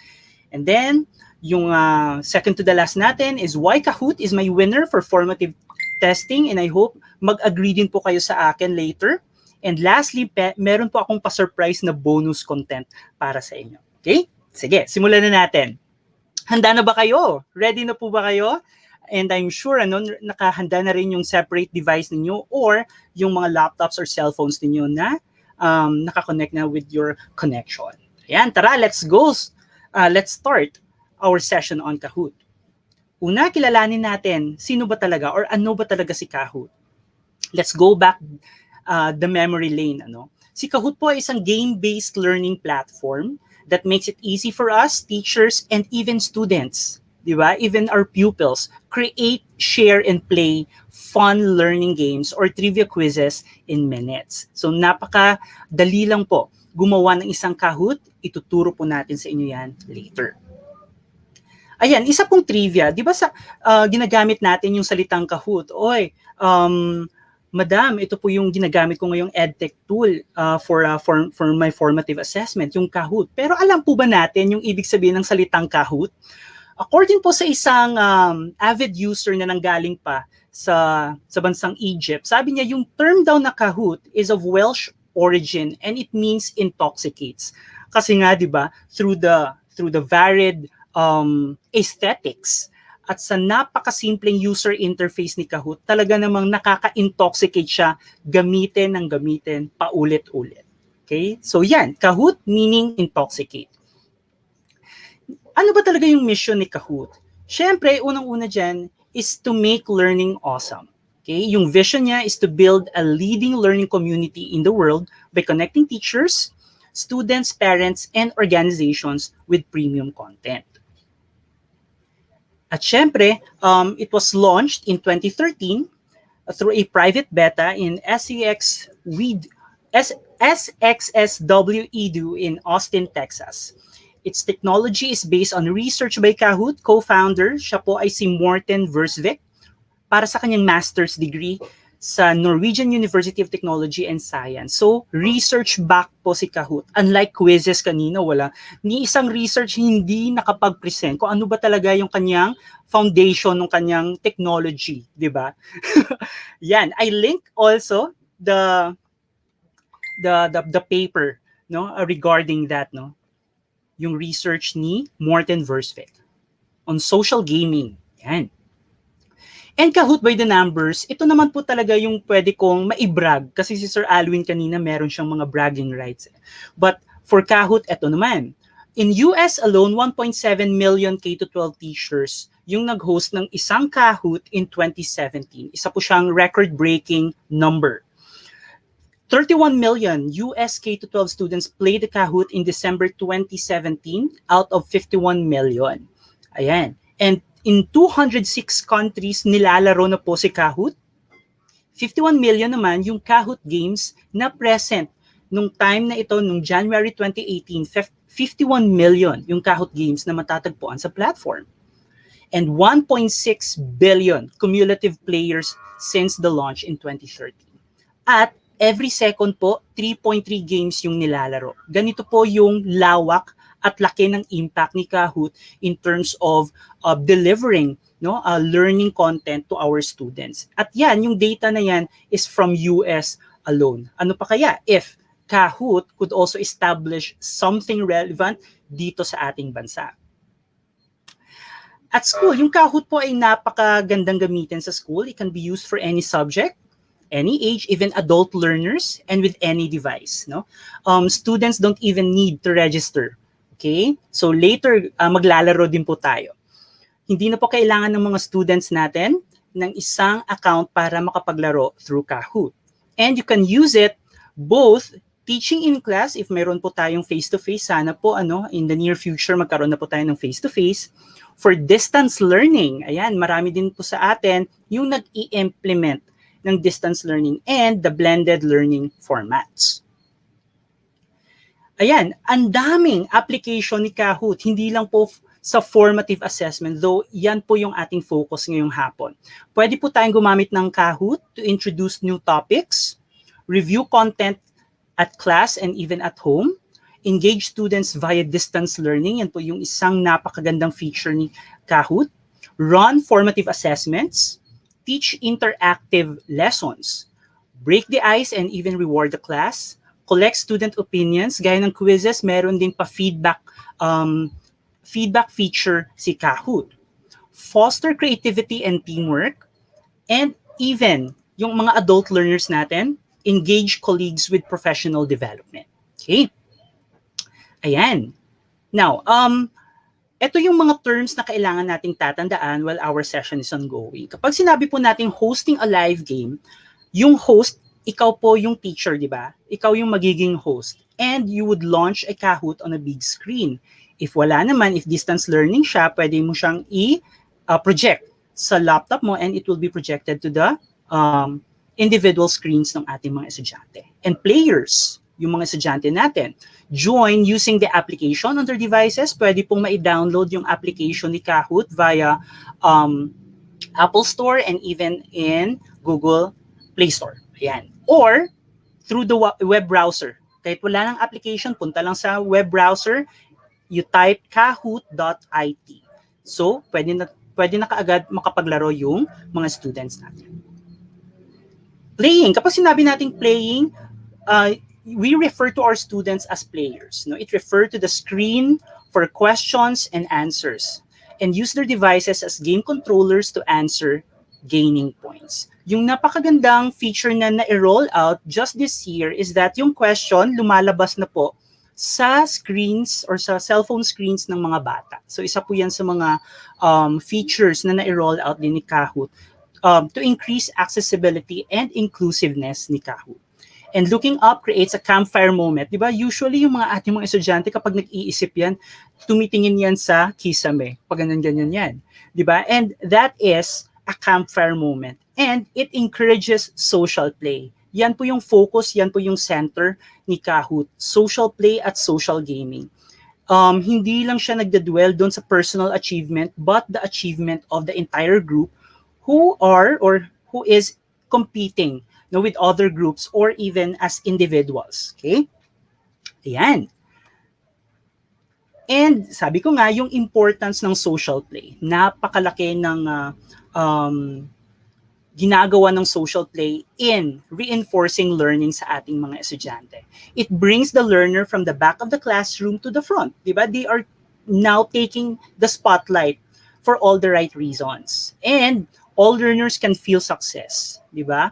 Ngayon, yung loudness ng mga estudyante natin, out of the excitement, yan po ay loud learning. And it equates to happy learning. Diba? Yan lang din naman yung ating gustong i-foster inside our classrooms, na lahat ng ating mga estudyante ay natututo, but not in a way na parang napipilitan lang silang matuto. But gusto natin yung mga estudyante natin are genuinely learning while they are having fun. Okay. Yan, sabi nga, it engages the heart, di ba? The hand and mind. Okay, sige.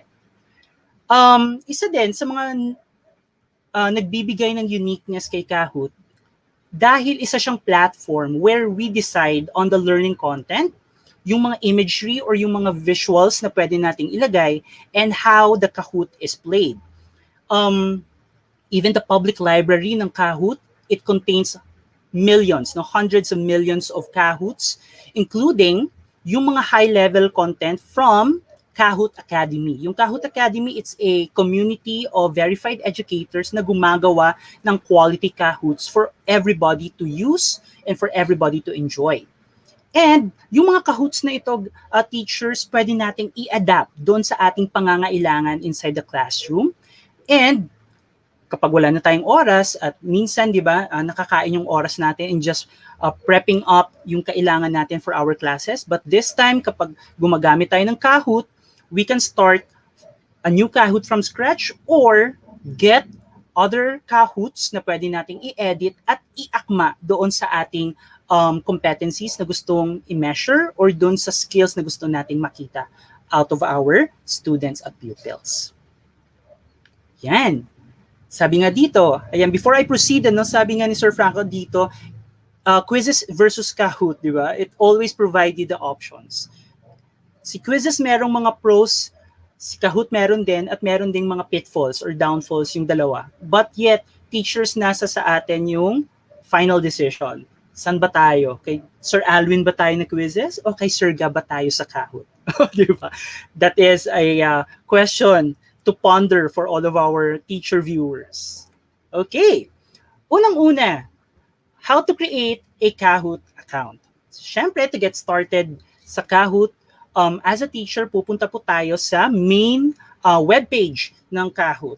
And take note, teachers, students don't need accounts in order to play Kahoot. Yun po yung parang maganda din doon, na yung mga estudyante natin hindi na kailangan or hindi required na mag-download pa ng application. So definitely, kapag gamit ang nila yung kanilang web browser, they can continue on enjoying and learning with Kahoot. So, try natin, punta tayo sa kahoot.com.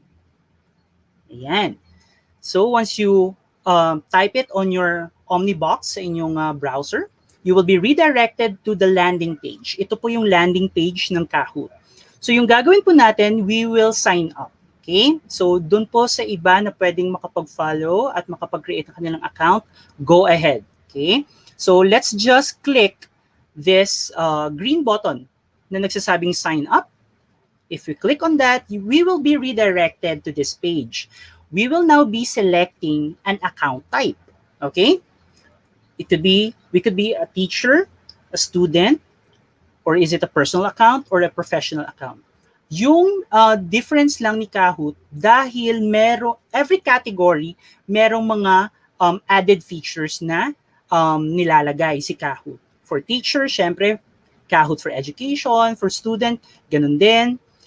Kaso meron lamang mga certain limitations that Kahoot is giving. For personal, kung ginagamit mo with your family just to reinforce the learning of the kids in your homes, pwede din. And as professional, sa mga businesses, pwede din siyang gamitin. So, for this time, let's click on teacher. Yan. So once we click on the teacher, papipiliin ka ni Kahoot which workplace you are working on. Is it a school? Is it for higher education? Are you a part or a member of the school administration or a business? So if sa school tayo, secondary schools or elementary schools, dito tayo sa school. For college level, university level, higher education. Okay, so punta tayo dito sa school. Now, you will be provided by options. Maraming options on how to sign up. Pwedeng you will sign up using your email, or if meron na kayong Google account, pwede mo nang i-link. Dito yan. If you have a Microsoft account, pwede din. Or if you have an Apple account, pwede din. Okay? So once you click on your selection, di ba, you will be redirected to the page kung saan, kung sa Google ka, you will need to link your account. Okay? For Microsoft, ganun din, and for Apple. And once you are done filling all the information needed, babalik lang tayo dun sa ating email na ginamit sa pag-register, and then you'll just have to confirm your registration. Okay. So, ganun lang ka-easy, teachers, mag-create ng account.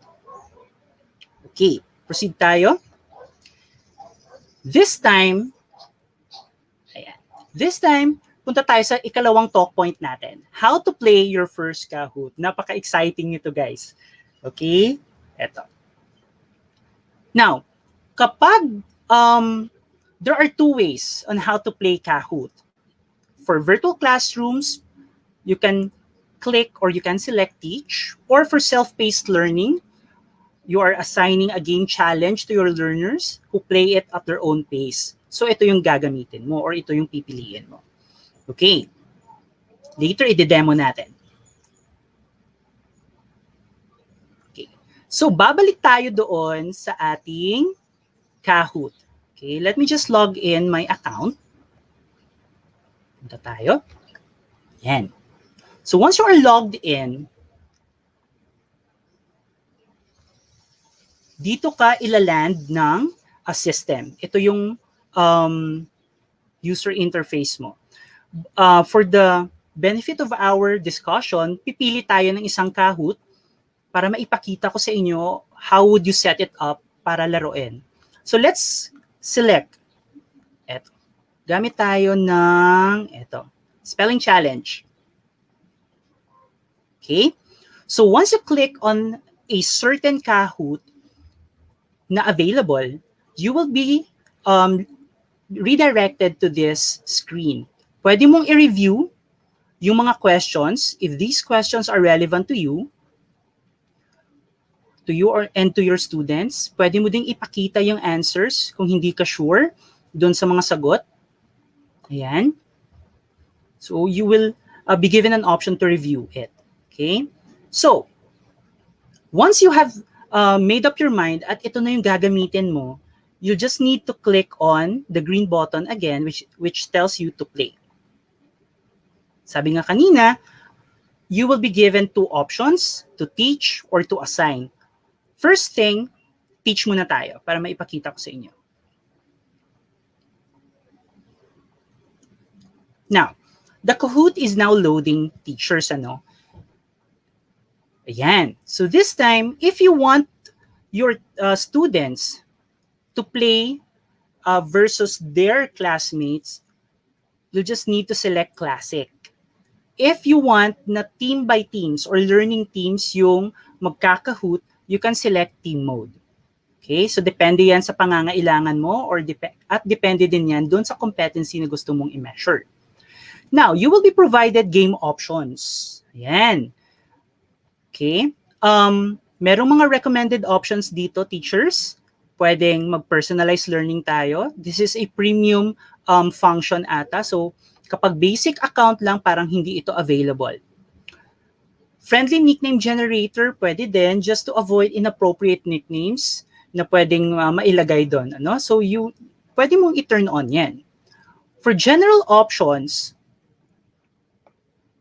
for improved accessibility, teachers, pwede mo siyang you select show question and answers on players' devices. Ito yung sinasabi ko sa inyo na new feature na ni-roll out ni Kahoot na parang it gives inclusivity doon sa mga students mo. So, pwede nating i-turn on yan. Lobby music, pwede ka mag-select ng music dyan. Randomize order of questions, depende sa Kahoot na ginamit mo, or if it is your own Kahoot, pwede mo yang i-turn on. Randomize order of answers. Every individual magkakaiba yung pag-arrange ng system doon sa mga answers. Okay? Show minimize intro instructions, so turn off lang siya. Doon sa mga advanced options, para maiwasan teachers yung by accident na i-share yung game pin or game code doon sa ibang tao, you can turn on yung 2-step verification. Pwede yan. Or automatically move through questions or rejoin after every game. So maraming options for you to personalize how would you launch your Kahoot. Okay? Yan. So balik tayo. At this point, before we go dito sa hosting a Kahoot live in class, punta muna tayo sa ating live chat if meron po kayong mga tanong. Okay. As of this time, wala pa naman. Okay. Sige, let's proceed. Now, how to host a Kahoot live in class. So sabi ko nga kanina, when playing live in class, Kahoots will be displayed on your shared screen for everyone in the classroom kapag ito po ay sa face-to-face setup. So yung questions will be flashed on the big screen while your students are holding on to their phones as their game controllers. Okay? Yeah. Okay. Next, that is for live Kahoot session. Pwede din tayo, teachers, how to host a Kahoot via video for distance learning. Di ba ito yung ginagawa natin? At ganito rin, dineliver ni Sir Alwin yung kanyang QUIZZIZ game kanina. So, you will just need to share your screen for everybody to see the information, most especially yung game pin or yung game code. Yan. Merong tanong na Pwede ba sa Zoom? Pwede ba sa Google Meet? Pwede ba sa MS Teams? Pwede. As long as the video conferencing, lahat naman ng video conferencing applications merong capability to share screen. Okay. Next, how to assign a student-based challenge. Eto, punta tayo, teachers, doon sa ating main Kahoot page kanina. Kasi, like quizzes, pwede din pumili si teacher ng isang mode, which is the student-based challenge mode. Students will play asynchronously at their own pace, okay? While questions and answers will be displayed on their own screen, which means, isa lang yung ibig sabihin niyan, they can play your Kahoot anywhere and anytime. So, balik tayo doon sa ating, ayan, Kahoot na sinet up kanina. So, okay, let me just close this tab, teachers. Balik tayo dito. With the same Kahoot, this time, pipiliin naman natin yung for self-paced learning. Paano ba siya natin i-assign as a self-paced Kahoot? So, let's just click on the Assign button. Ito, on the right side. Now, this time, teachers, you will be provided, again, options on how would you set up your self-paced Kahoot. Eto, pwede kang mag-set ng deadline. Okay, for example, tingnan natin. Gawin natin yung deadline by July 12 on Monday. Siyempre, pwede mo ding iset yung deadline, yung time. Kung kailan lang nila maa-access. Hanggang kailan nila maa-access yung Kahoot. So, let's have it at 9 a.m. Okay. So, for question timer, meron tayong options dito for question timer. Lalagyan mo ba ng question timer or hindi? Okay? Kasi if we turn off the timer, you are prioritizing the accuracy ng mga students mo, that they will select the correct answer by taking their time. Okay? But if you turn on the question timer, you are prioritizing speed ng mga students, yung bilis nila sa pagsagot. So depende din sa iyo, how would you tailor fit it? If you would prioritize ba yung speed ng mga students or you will prioritize accuracy. Now, second option dito is randomize answer order. You will display different answer orders for every player. So magkakaiba yung lumalabas na order ng mga answers or na pagpipilian doon sa individual students just to avoid yung answer sharing, di ba? So pwede mo yang i-turn on. Yung nickname generator, again, just to avoid inappropriate nicknames. So pwede mo din yang i-turn on.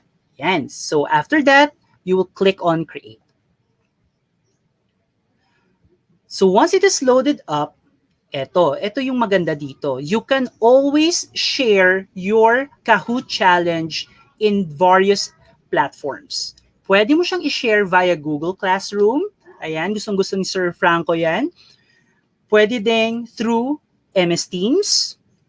Pwede through Facebook, through Twitter, or through Remind. If hindi yan yung gusto mong a way of sharing it, you can always copy the URL for them to be redirected doon sa gaming challenge na and provide them with a pin. Okay? So, dito sa right side, upper right, makikita mo din dito yung challenge details. Makikita natin na ito ay mag-end in 4 days, yung start date, yung end date, at sino yung nag-host ng challenge na yan. Again, teachers, may option tayo, how would you change the deadline or you will end it now? Depende sa'yo. Okay? So, yan. That is the way on how would you assign your self-paced challenge. Okay, di ba? Ang dami ding features ni Kahoot, hindi lang si QUIZZIZ, maraming features, teachers. So, kapag pipiliin kayo, if QUIZZIZ or Kahoot, sa Kahoot kayo, ah. Anyway, so we're done with student-paced challenges. Ayan. Now, this time, maglalaro tayo, teachers. Okay?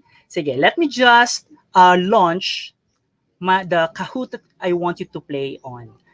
Ayan. So, there's an error. Antayin lang natin. Baka sa connection. Again, teachers, it always pays for us na mayroon tayong malakas na connection if we are the ones hosting the Kahoot. Okay? So, try natin if we could launch this na.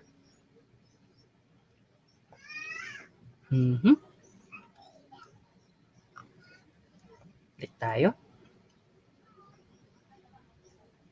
Okay, let's play. So this time, we will launch it as ganito. So again, teachers, isa-set up muna natin siya if we need na kailangan i-turn on yung ibang mga features. Ayan, okay na ba? Sige. Pwede na nating i-launch yan as classic. So let us just wait for the game pin to be generated. Ayan, teachers, punta po kayo sa www.kahoot.it at encode nyo po yung game pin, which is 4807324. Ayan. Aantayin ko po kayo. Sa ating game room. Ayan.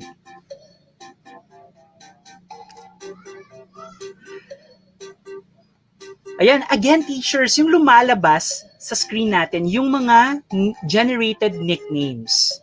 Okay? Para mabigyan lang natin ng konting suspense. Sino ba talaga tong si Diligent Dog? Sino ba tong si Dandy Dog? Kasi napakagaling niyang sumagot dun sa Kahoot natin. Di ba? So it adds to the excitement as well. No? It adds up to the tension sa paglaro ng Kahoot. Sabi dito ni Manolita White, ni Teacher Manolita, matindi rin ang Kahoot. Siyempre, Teacher Manolita, matindi yung Kahoot.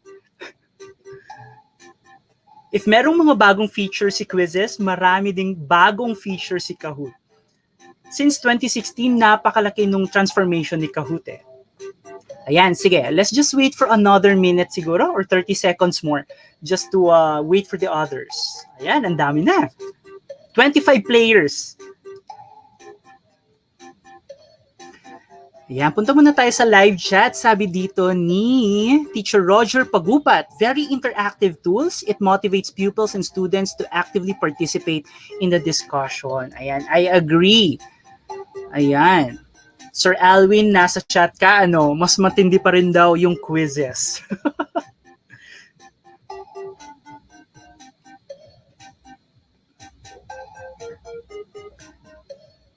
Ayan, Teacher May, itatry po natin. Teacher May Versosa, itry po natin later. Gusto ko din po na ma-introduce yung play again feature ni Kahoot later. Okay, so gagawin natin yan later. Okay, so we have 31 players. For those who are still loading up their Kahoot applications, pwede po kayong sumali mid-game or as the game progresses. Okay, so let's start. Ready na ba? Ihanda na yung mga controllers ninyo. And let's play our Kahoot.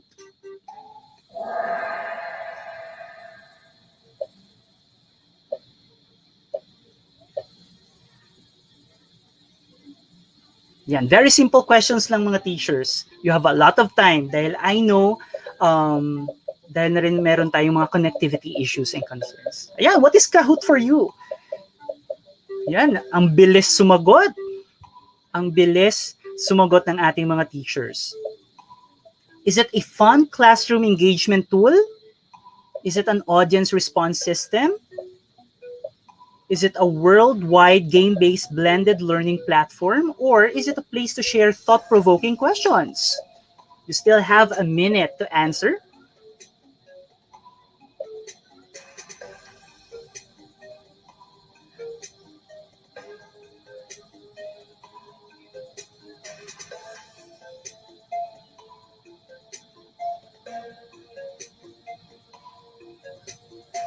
Yeah, we have 41 answers.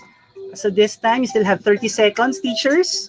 Sagot-sagot na doon sa mga tumitirik yung internet. Sana naman po makahabol kayo doon sa pagsagot sa ating first question.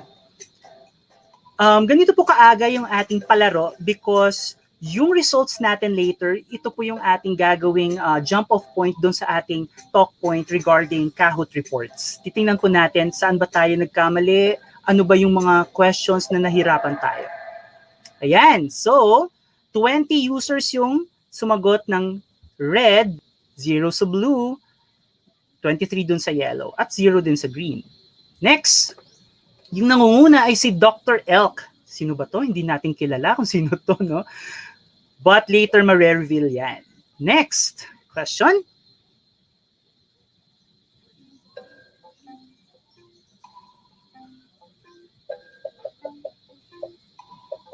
I want to use Kahoot, or how can you join the Kahoot community? Ayan. Meron po kayong four options. Skype interview with the CEO, go to kahoot.com, get a free account, or follow a simple quick steps. Teacher Manalita, yung game pin po natin is 480. Sige po.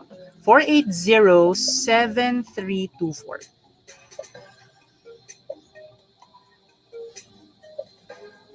We now have 42 answers. Again, teachers, as an option for us, dahil yung mga students natin are having limited connectivity minsan, taasan lang po natin yung yung timer, yung timer natin, so that at least makahabol sila. Yan, meron pang humahabol ng mga nasasagot. 44 answers, 15 seconds to go.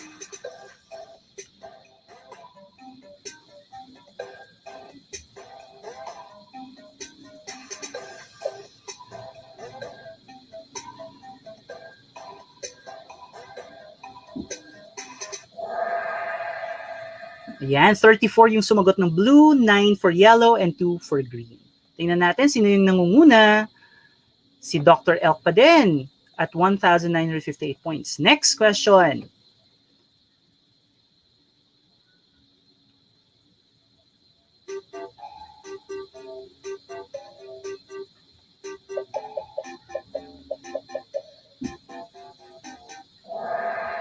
Okay. Teachers, isa ding magandang practice in using Kahoot is that every question is a time for you to discuss yung results at ano yung tamang sagot for that question. And that's also a learning opportunity for your students to learn from their mistakes. Okay? Yan, next. Mystery B at 2,638 points.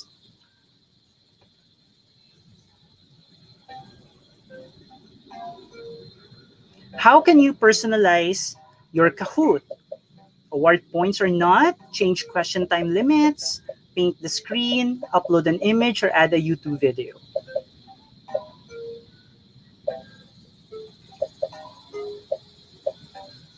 We have 37 answers na pumasok.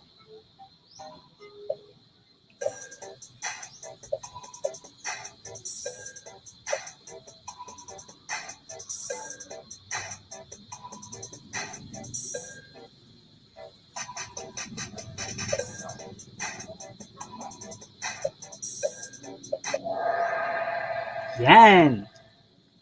Siyempre yung feedback, yung feedback coming from the quiz or from the Kahoot is immediate. Makikita mo agad kung ilan yung sumagot for every selection that you have provided. Okay? At merong sumagot ng 3 doon sa maling question. At makikita natin later yan, teachers, doon sa ating Kahoot reports. Again, next tayo. We're halfway sa ating Kahoot, teachers.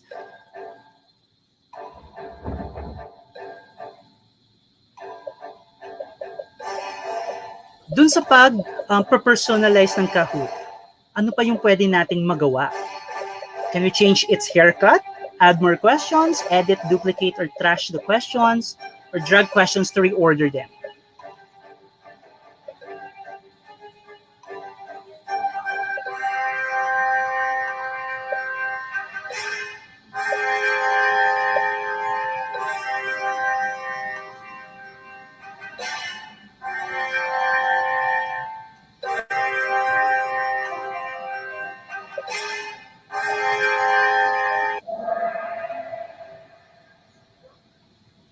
Okay, 25 teachers answered blue, 10 for yellow at 11. Walang nagkamali, lahat ng yan ay tama. Very good. Okay. Teachers, yung parang flame icon na nasa tabi ng name ni Mystery B, yan po ay answer streaks. Yun yung dami ng answers na hindi pa napuputol ng maling sagot. Let's proceed sa question number 6. To play a Kahoot, I must.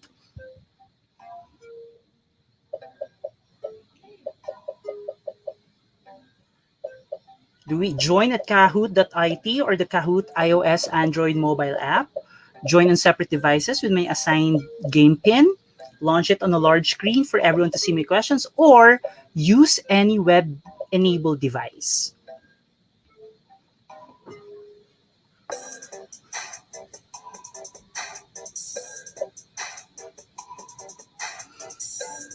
Yan, sabi dito ni Teacher Bodge, exciting sound effects ni Kahoot.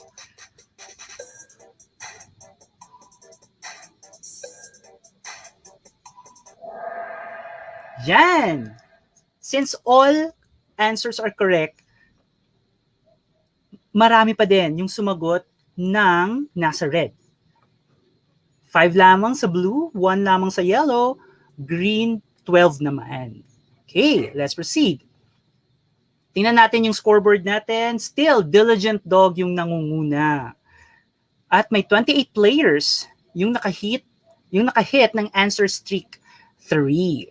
Tingnan natin, 7 out of 10. Seventh question na po tayo. Who can benefit from Kahoot? Sa tingin ninyo, teachers, sino yung makakapag-benefit dito? Yung trainers ba or business leaders? Yung students ba, teachers? Friends ba or family or social event coordinators? Ano sa tingin ninyo? Ano ba yung pulse ng mga teachers?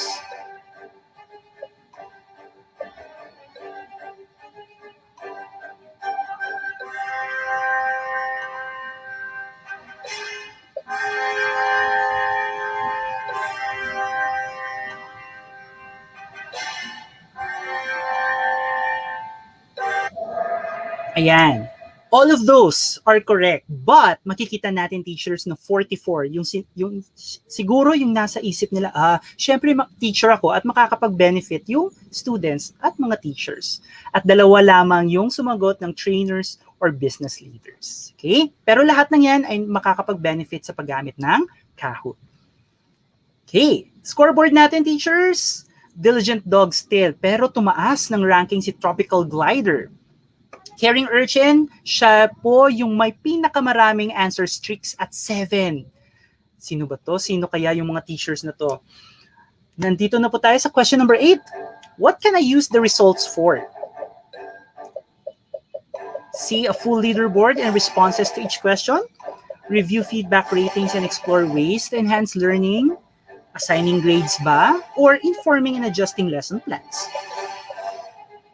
Sa tingin ninyo, teachers, saan ba natin mas magagamit yung results ng ating Kahoot?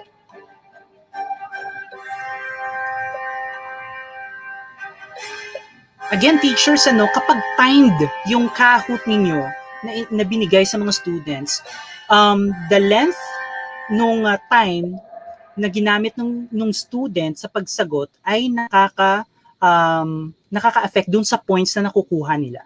Okay, so dito 39 yung sumagot ng blue. Tingnan natin, leaderboard, Diligent Dog still at 7,480 points. Polite Shark may 8 correct answers in a row. Galing! 9 of 10 na tayo, teachers. What does Kahoot offer you?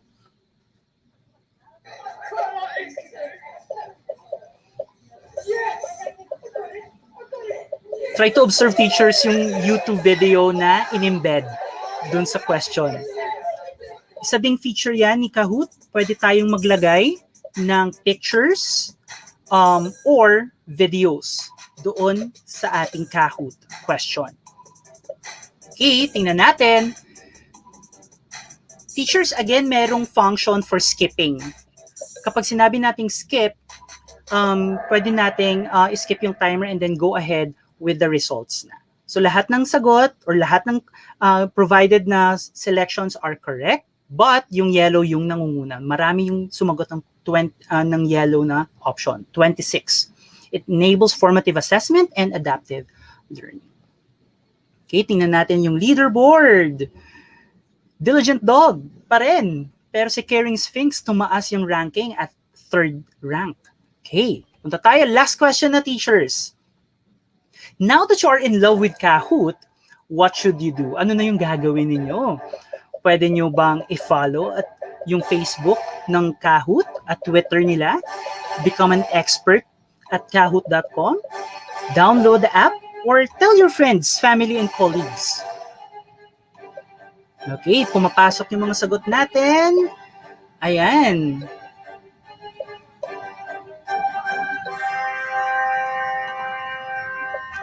Okay, 47 answers are in.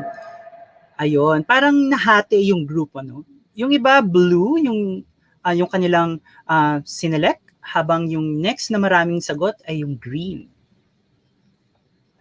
Okay, tingnan natin, sino ba yung winner natin? Caring Sphinx, perfect score, 10 out of 10. So dito sa podium, teachers, makikita ninyo sino yung mas umangat dun sa inyong Kahoot. Yan. So it's a way also of, syempre, pagbibigay ng recognition dun sa ating mga students. Okay, after nyan, let's go to the next part ng ating Kahoot game. Now, teachers, nasa screen ninyo ngayon yung summary ng results ninyo. Okay? Dito mo makikita yung iba't ibang ways on how would you view the report. Okay? But before that, meron ding feature si Kahoot, teachers, hindi lang si QUIZZIZ, si Kahoot din, meron din siyang feedback. So this time, hihingin ko po yung inyong feedback sa ating Kahoot. Tingnan natin.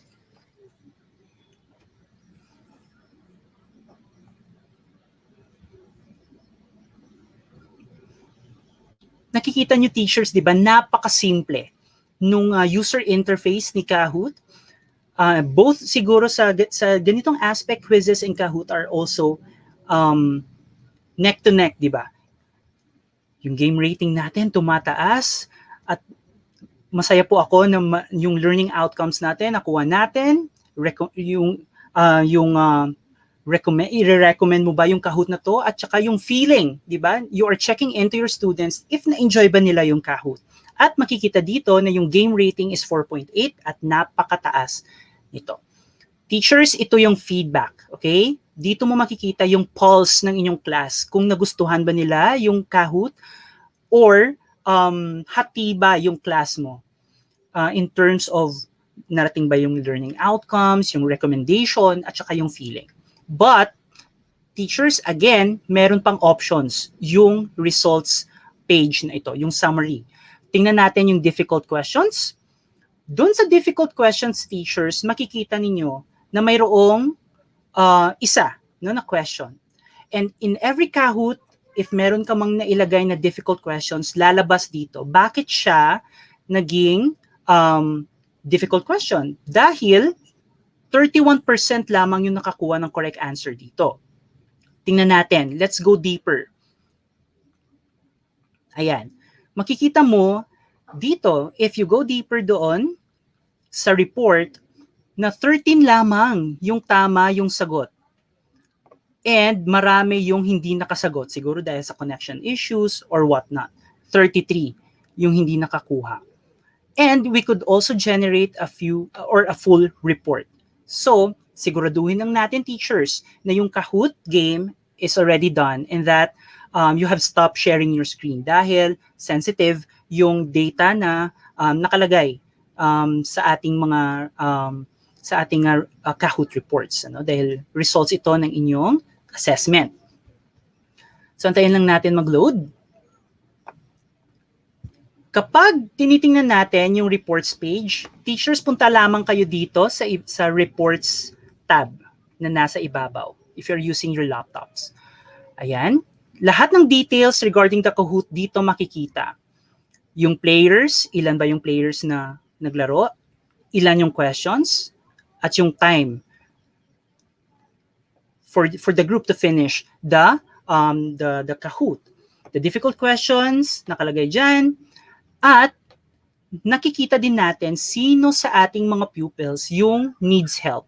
Ibig sabihin, this highlights the participants that answered less than 35% correctly the whole game.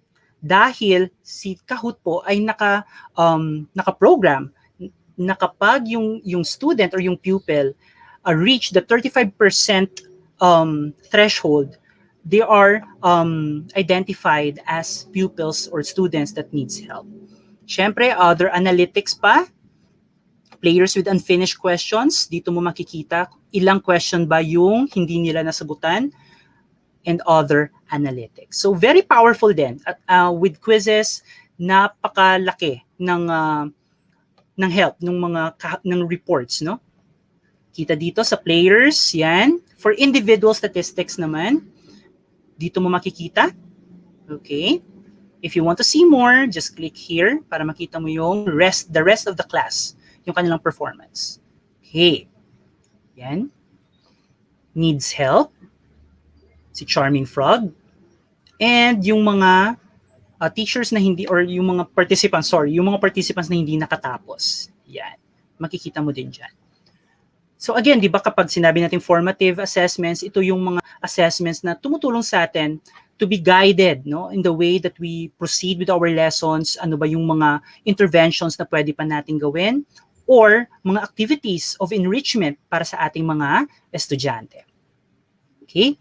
So lahat ng yan, by questions naman, kung gusto mo ma-view yung statistics for, or the data analytics for the questions, tingnan mo lang dyan. And lastly, yung feedback. Yan, makikita mo din yung numbers. Sino yung nag-thumbs up for learning? Sa recommend, would they recommend the Kahoot? And dun sa feeling, how did the players feel after playing the Kahoot? Okay? So yan, teachers. Yan yung ating Kahoot reports. Okay, balik tayo po sa ating main presentation. Tingnan lang po natin if merong mga tanong.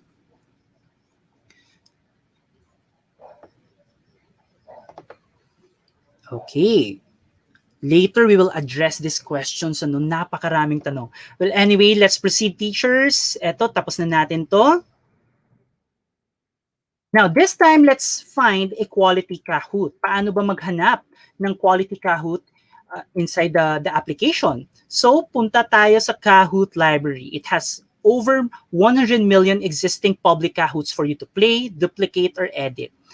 Teachers, we can go round regarding kasi yung concern ng ibang teachers, copyrighted yung Kahoot na yan. So, hindi ko pwedeng gamitin. Not necessarily. Pwede mo po siyang gamitin, but you'll just need to duplicate it. Okay? And these are all ready-to-use Kahoots. Okay? So, balik tayo doon. Punta tayo sa home. Ayan. Dito sa ilalim, merong mga topics. Ito yung mga maraming users yung gumagamit. Or if you want to find certain Kahoots na pwede mong gamitin, punta ka sa Discover. Ayan. You have filters. Ang dami. And if you want a specific Kahoot, just type the lesson that you want to see, di ba? If you want solar system, try natin. And the application will immediately populate all Kahoots na available under the topic on solar system. So, ang dami. Lahat ng to ay gawa ng mga verified educators. So,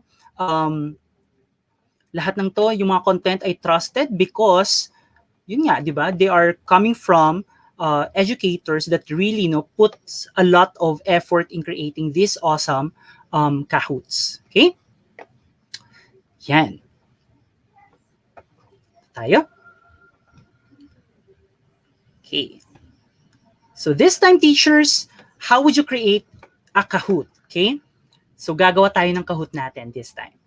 So if you are using your laptop, punta lamang po tayo sa create na nasa upper right corner. Yung create. Yan. So let's click on that.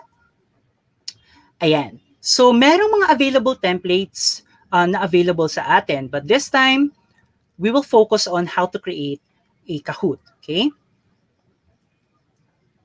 Yan, ito po yung landing page na yan. So first, syempre, you just need to set some settings. Lagyan mo ng title, lagyan natin solar system. Pwede tayong mag-add ng description.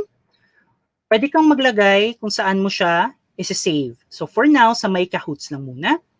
Language, pwede mong iset yung language category ng gagawin mong Kahoot.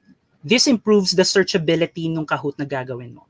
The visibility, if only you, ikaw lang yung makakakita niyan. It will not be available to the public to see it. But if it's for everyone, lahat pwedeng i-search yung Kahoot mo. And you can also add a cover image. So when you're done creating your Kahoot summary, pwede ka na mag-proceed dito. So, maglagay tayo ng question. Dahil solar system ito, let's start with what is the center of our solar system? Yan. Teachers. Disclaimer lang. Teachers, si Kahoot po ay mayroong limits in terms of the characters na ginagamit when you are constructing the question itself. Ito lang yung parang difference niya with QUIZZIZ. Si QUIZZIZ kasi parang malaki yung limit, yung character limit niya. But for Kahoot, if we delete it, nasa 120 lang yung limit, yung character limit na pwedeng gamitin sa question. Bakit, Sir Gab? Bakit 120 characters lang? Kasi yung iba, meron akong mga questions na mahahaba. Di ba teachers nung college tayo, we are reminded of constructing questions para sa ating mga assessments. And it also applies for Kahoot. Dito tayo nadidisiplina that we can create meaningful questions with regards to our topic or with regards to our content so that our students can follow and that yung question natin ay hindi mahirap basahin, hindi mahirap intindihin. Okay? So yan. So what is the center of our solar system? We can add media. Teachers, pwede po kayong mag-add ng media. It improves the overall design ng inyong Kahoot, and at the same time, it also helps the students to ponder bakit ganito yung image na ginamit ni sir or ni ma'am dito sa particular question na to. Maybe it is connected with a question or maybe it is connected with an idea. Di ba? Napapaisip yung ating mga students. So you can add via your image library. Yung image library is provided by the system itself. If it is a basic account, teachers, limited lang yung mga pictures na pwede nating makuha from the image library ng Kahoot. There are certain pictures na hindi natin magagamit dahil they are under a different account level. Okay? Or pwede ka din mag-upload ng image. So maghanap ka lang from your existing file or you can search sa Google. Just make sure na yung license to use ng mga pictures nyo po ay are under the free to use license. Okay? And even video. Sa YouTube, you can paste a YouTube link regarding that video na pwede mong ilagay, but still pwede mo din siyang i-customize. Will you start it at a certain point lamang and end it on a certain point? Definitely, teachers, it's a big no-no na maglagay tayo ng 1 hour worth of video dyan dahil meron ding limitations yung attention ng ating mga students. Okay? So, what is the center of our solar system? Pwede nating lagyan ng choices. Okay? Depende sa'yo. Saan mo ilalagay? Sun, Mercury, lagyan natin ng choices. And you need to select the correct answer. So, yan. Try natin, lagay tayo ng media. Since Kahoot Pro po ako, hanapin natin ng picture sa image library for sun. Tingnan natin if merong magpo-pop up. Okay, gamitin na natin. Yan. So it will be displayed there. Once you have done constructing your question and providing the possible answers, dito pwede ka ding mag-customize further. Dito sa question type, pwede tayong pumili. For quiz, multiple choice po ito. For true or false, syempre, true or false lang din. Dalawa lang yung pagpipilian. Ito, yung type answer, nasa ibang or nasa higher account level po yung type answer, parang sa Kahoot Premium ata. For Kahoot Pro, may puzzle din. Yung puzzle, teachers, hindi po ito available sa basic account. Yung available lang po for the basic account are quiz and true or false. But if you intend to upgrade, pwede. You need to arrange correctly. Okay? Kapag nilagay mo ito sa Kahoot mo, the students will need to arrange them correctly. Then, ayan, ano pa ba? Sa poll, pwede din tayong mag-poll. Okay? Just to test the pulse of the class. Yung word cloud nasa higher level din, parang sa Mentimeter, ganun yung parang kanyang function. Open-ended, syempre, yung open-ended, parang ano siya, parang essay, 'di ba? Any answer can be encoded by the students, and the teacher is the one who will deem it correct or hindi. For brainstorm, pwede siya to submit ideas, discuss ideas, and group similar ones. And again, pwede din tayong mag-add ng slides. Okay, so ang daming features talaga, teachers. Parang kulang yung ating session for this one, no? Time limit, you just need to set the time limit. Lagay natin 30 seconds. Yung points, pwede din ma-customize as standard. I-double points mo ba or no points at all? Answer options, single select ba siya or multi-select? Teachers, yung multi-select are for higher account levels. Yun ang parang yung yung weakness ni Kahoot kasi in every account level merong na-unlock. Unlike quizzes na, di ba, ang daming options. Okay. Again, teachers, pwede din tayo mag-import slides. Hindi lang po si QUIZZIZ yung kayang mag-import ng slide. Tayo din. So if you click import slides dito sa lower left, ayan, you can upload your PowerPoint presentations, existing presentations up to the maximum file size of 80 MB. Okay? Pwede yan. Or, again, teachers, hindi lang din si QUIZZIZ yung parang may student-led quiz or Kahoot. Meron din tayo. We can also import spreadsheet para mas madali yung paggawa ng mga questions, or your students could also do this to download or to upload their Kahoot from a spreadsheet. So itatry natin. You can just download the template, very easy. Just click this at automatically it will download. Okay, you'll just have to fill out the spreadsheet file and then drag and drop it again, or you can select your file. Tandaan lang natin, teachers, na meron siyang maximum file size of 1 MB. So try natin. Meron akong pre-made Kahoot quiz template dito. So once it is attached, you'll just need to upload it. And once it is validated, you can further add questions if you want. Tingnan natin yung quiz template, teachers. Let's open it up. Dito makikita mo, teachers, na meron talagang specified template si Kahoot at automatic once you upload it, nare-recognize ng system.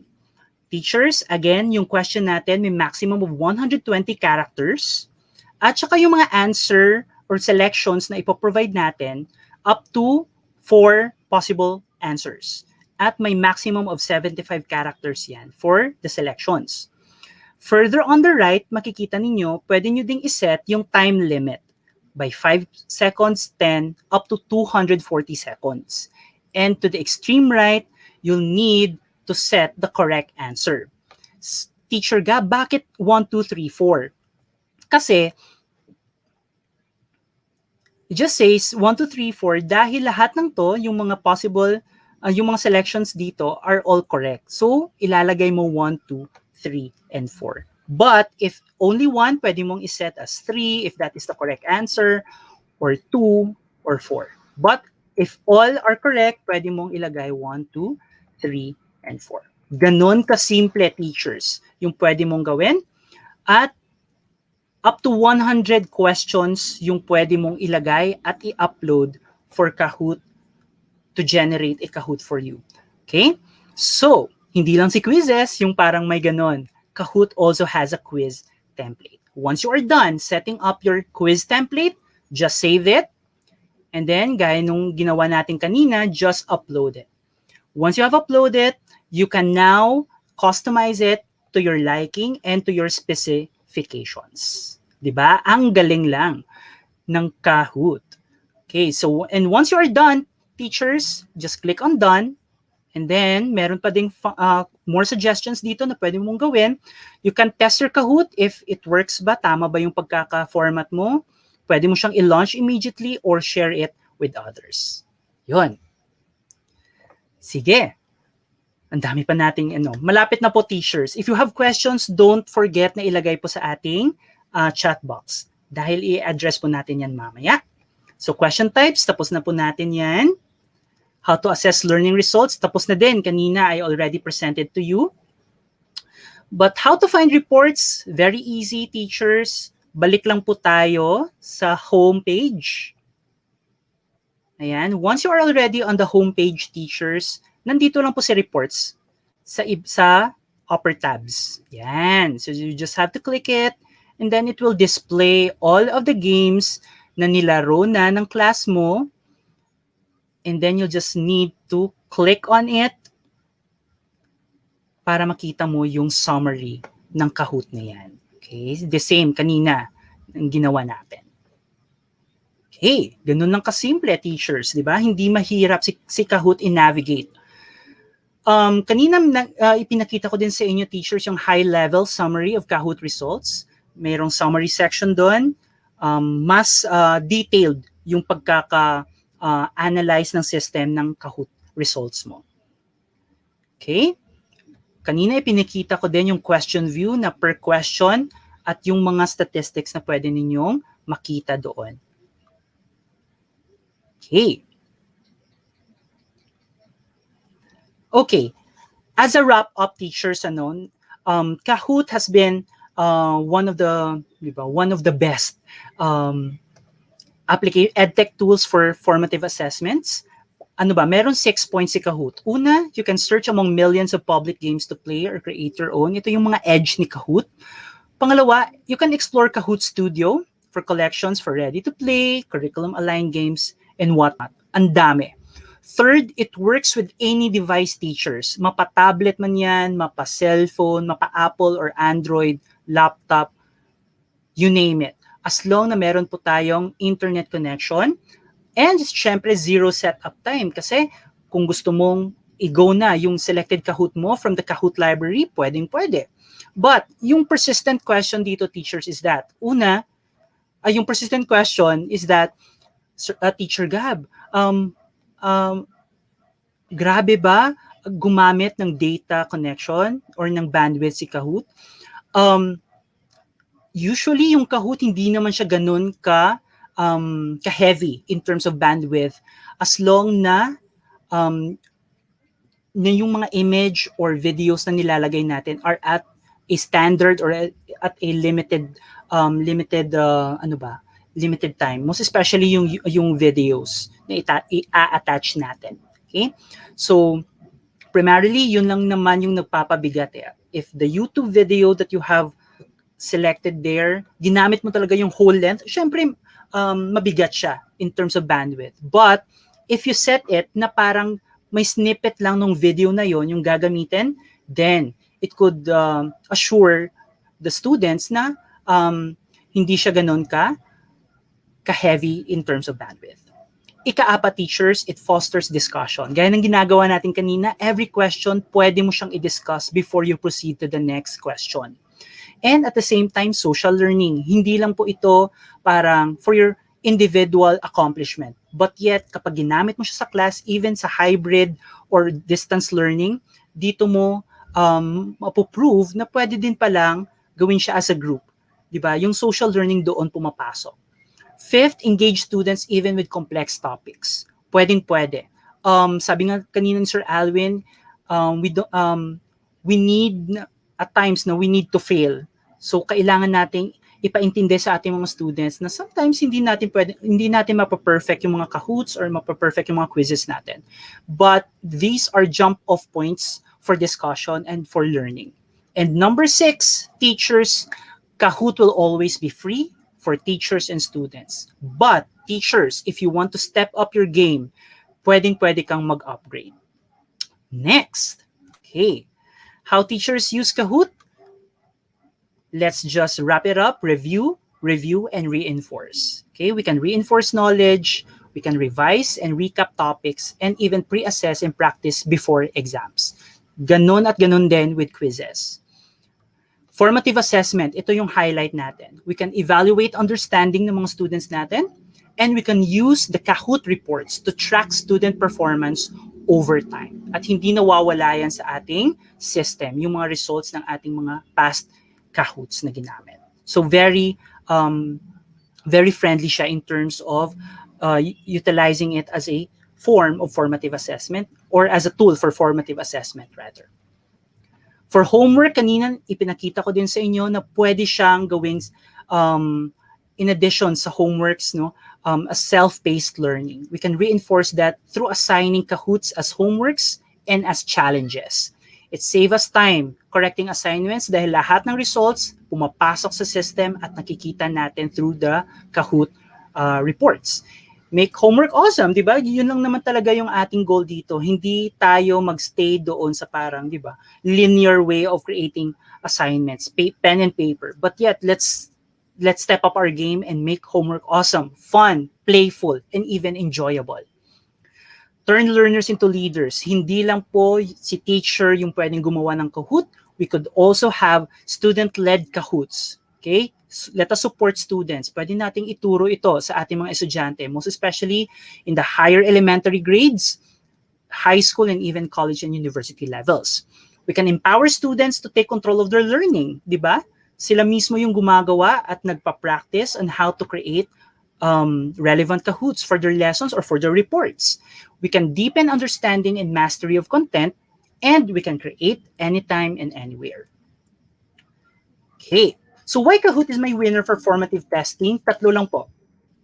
Una, for feedback. In terms of the Kahoot reports, simpleness, no, diba? Lahat ng relevant analytics, data analytics, nandun na. Very easy to understand, very easy to process, and very easy to integrate on your lesson planning for your next lesson or for your recaps, reviews. Next, student engagement. The louder the learning inside your classrooms or virtual classrooms, the better, di ba? And lastly, syempre, fun si Kahoot. Even tayo ng mga teachers, ang daming mga results dito, mga comments that you enjoyed quizzes, and even Kahoot, you enjoyed it further.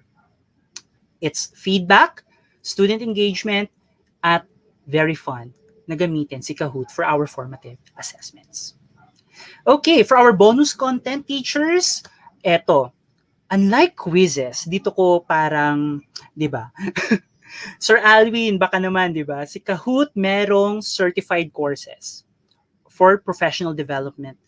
At meron po itong credits. You can maximize your learning with Kahoot, and you can get rewarded through certificates and badges. Lahat po ito ay naka-integrate sa system ng Kahoot. So merong self-paced videos at reading materials na pinoprovide si Kahoot. If you want to learn more, teachers, you can go to kahoot.com/certified. Okay? Ngayong gabi, try na po ninyo. Tiered courses and get rewarded. Meron po kayong badge, and at the same time, you are certified. If you pass, di ba? If you pass the certification Kahoots. Kasi yung kanilang test, merong test for you to be rewarded, kailangan mong mapasa yung mga Kahoot test na to. Napakasimple lang naman, and kayang-kaya ninyo yan, teachers. Okay, and get rewarded. And thank you very much. If you want to learn more about Kahoot, just visit the website of Kahoot at kahoot.com. Don't forget to register. Teachers, gamitin natin. QUIZZIZ man yan or Kahoot. Let's go at let's make fun learning for our students. Maraming salamat po at good evening to everybody.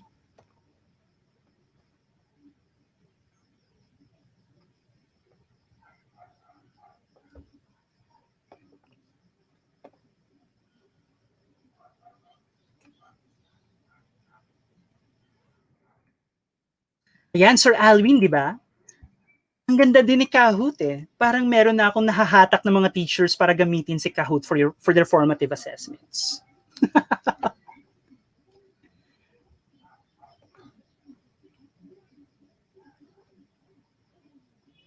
Sir Alwin, nakamute ka ata.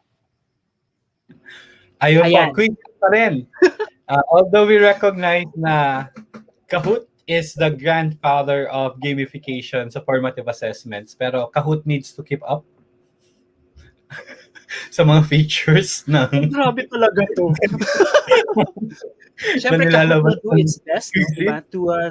To keep up its game with QUIZZIZ. I know na si QUIZZIZ maraming features na i-roll out soon, but Kahoot, teachers look out for more features na i-roll out ni Kahoot within the year. Talagang ina-knockdown niya yung QUIZZIZ eh, in terms of Habol-habol, features. Kahoot, habol lang ha. Sige, Sir So, sir, Alvin.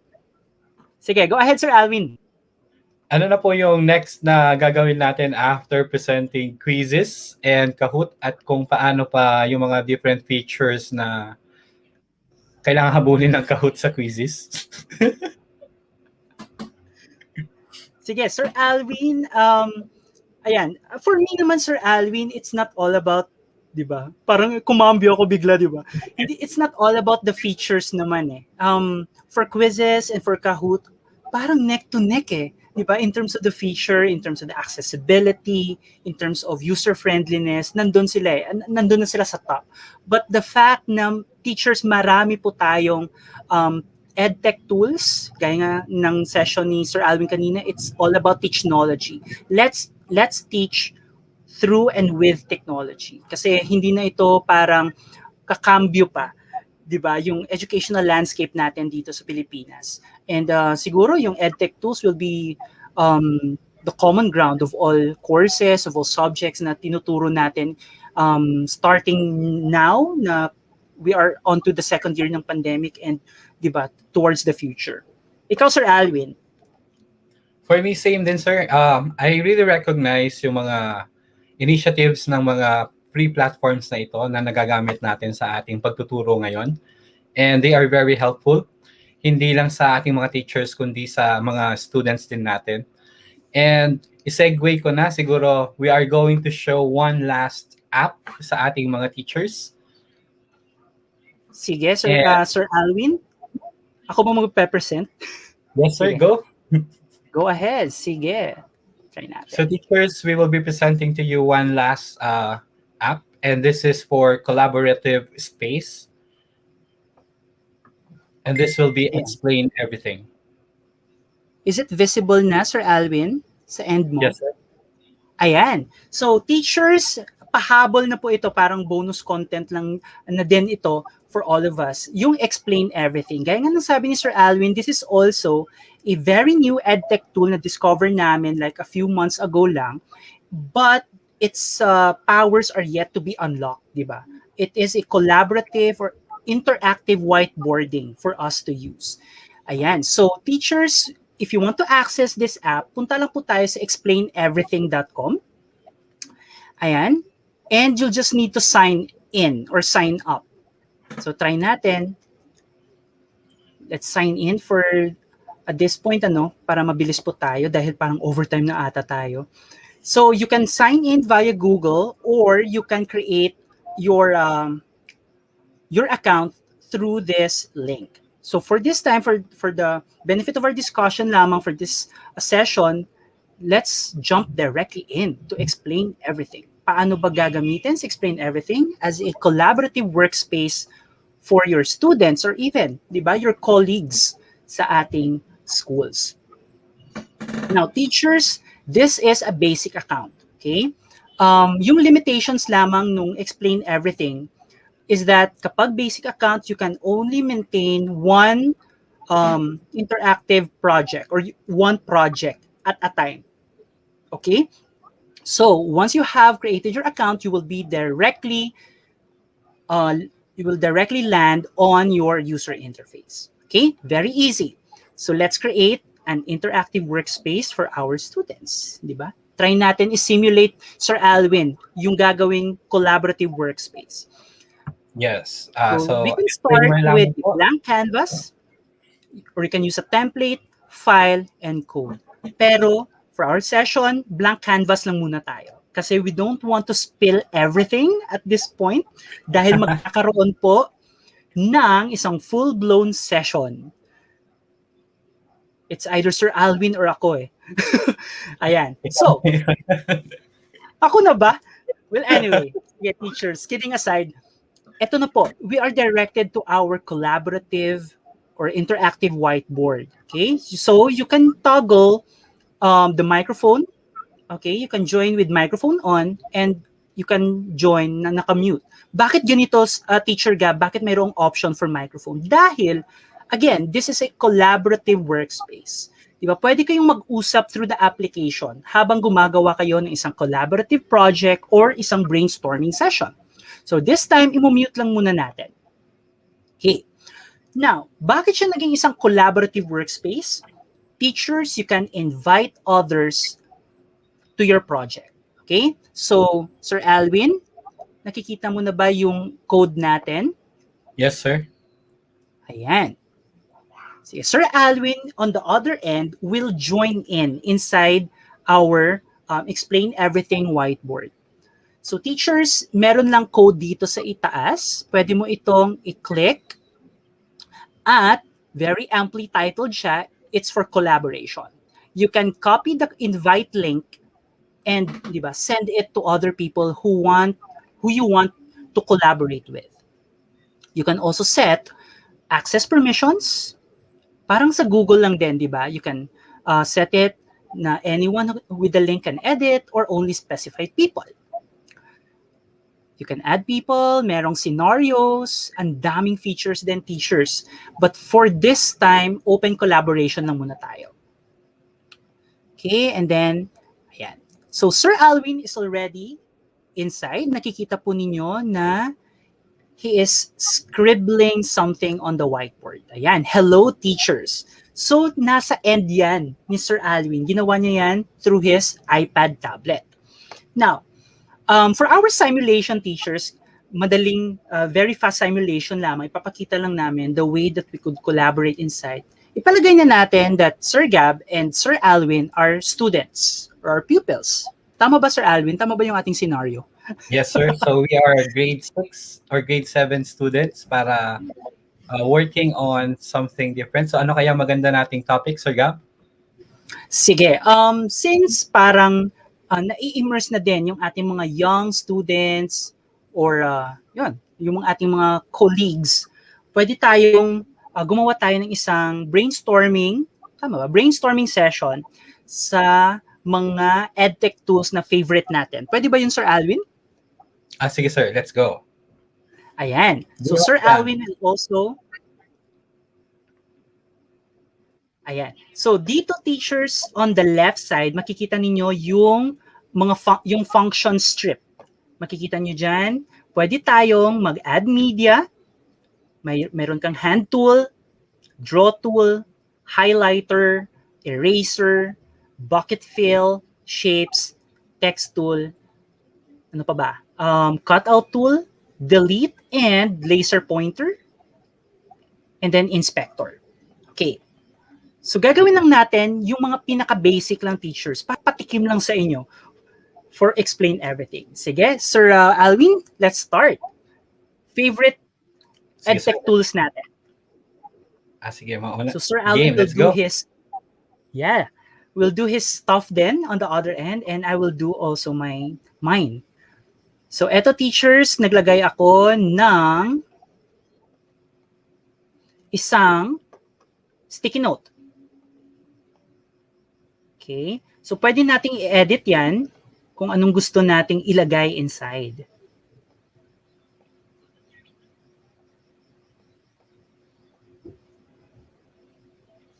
Ako po nilagay ko yung favorite kong app yung tumalo dun sa app kanina. So teachers, we can move it anywhere we want and we can adjust. And since I am using an iPad, so nakikita po na I can scribble directly. On the end of Sir Gab, siya naman po nagta-type. So since this is a collaborative space, we can have people working together with us. Ayan, this time, mag-a-add din po ako teachers ng, syempre, favorite ko din, ng mga Teachnology tools. Syempre, hindi ako padadaig. Kahoot din ako. Kapag may quizzes, syempre may Kahoot yan. Diba? Ano pa ba? Teachers, maglagay kayo sa chat box natin. Ano yung mga favorite edtech tools nyo din na ginagamit inside your class? Sige, lagay pa natin. Syempre, Edpuzzle. Yan. Edpuzzle. And then teachers, meron din pong ibang features, just like adding stickers, since nilagay ni Sir Gab ang Edpuzzle. So, maganda yata yung gusto ko yung ginawa niya. So, pwedeng ganon. We are communicating through the different things that we see. So, I'm now adding, mamaya makikita niya I'm adding a sticker. So, we are simulating that we are students working together.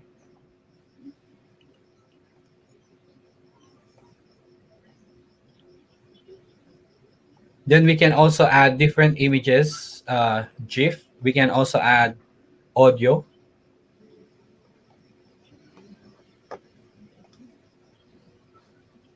We can add clip arts. Ayan, naglagay kanina si Sir Alwin ng clip art dyan. So teachers, isa lamang po itong patikim on how explain everything can also be a very helpful tool for you, di ba? In creating an explainer video. Tama ba, Sir Alwin? Explainer video on topics. All topics that you want, di ba? So, ayan. So, nag-add si Sir Alwin ng isang video clip. Pwede yan. Yan. And then, if, for example, gusto din po nating maglagay ng ating mga equations, meron ding equation na makikita. So, aside from the different things, we are working with technological tools. So, pero sa mga math teachers dyan, napaka-ganda din po ng Explain Everything sa paggawa natin ng mga explainer videos.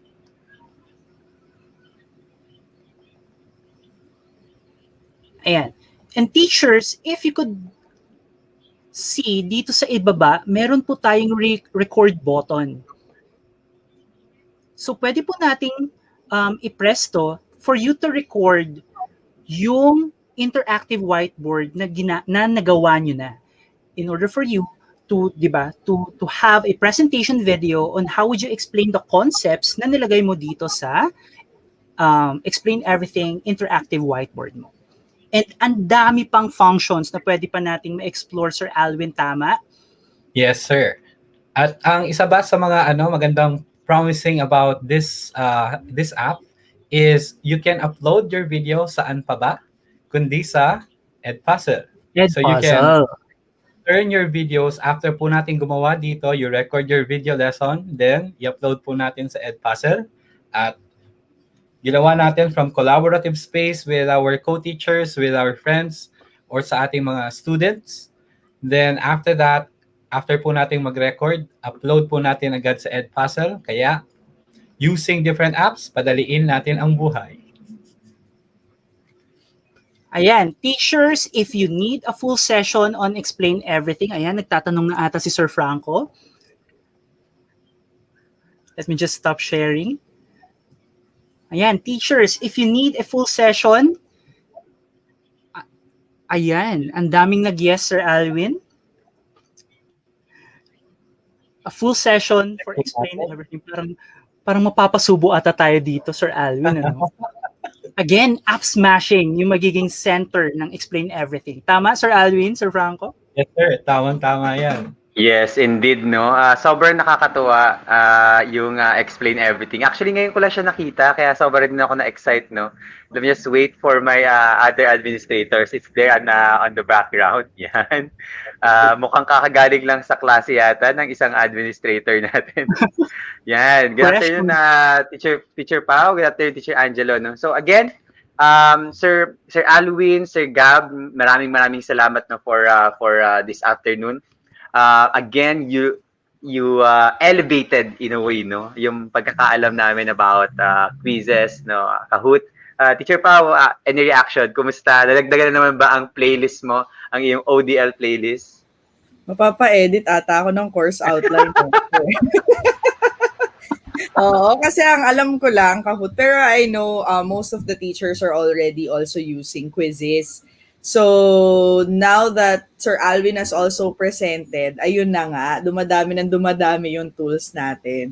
Pero syempre, titingnan ko kung saan din comfortable yung mga bata, no? Kasi mahirap din yung pabago-bago. Although, you have a lot of options din, no? So, yan. So, feeling ko, sobrang helpful nito. Team replay din ako ulit-ulit. Sabi ko, gusto ko shoutout by the way, no, si Teacher Arvin, I forgot the last name. Pagsibigan. Yun, Teacher Arvin. Pagsibigan. Yun, pagsibigan na for all his input, no, ang ganda ng mga insights niya sa chat kanina, and also sinasagot din niya yung mga inquiries ng mga teachers natin. Of course, ako personally, medyo kulang din yung knowledge ko na pagdating sa Kahoot and quizzes. So talagang nakinabang talaga ako rin sa session na to. Actually, kaya ako talaga in-invite si Sir Alwin tsaka si Sir Gab for this one. para mas natuto rin ako. First, no, instead na magpa-tutor ako one-on-one, why not magpa-webinar na para lahat na po tayo makinabang. Okay? Sir Angelo, any insights, reactions so far? Ako, isa lang, Sir Franco. Habang pinakikinggan ko si Sir Alvin at si Sir Gab, sabi ko may nanalo na. Ang mga nanalo ay ating mga teachers at ang ating teachers mga na naman. sobrang dami. Panalo na naman. So, panalo na naman. So, keep it up, Sir Alvin, Sir Gab. Okay, para mas marami pa tayong ma-impart sa ating mga teachers.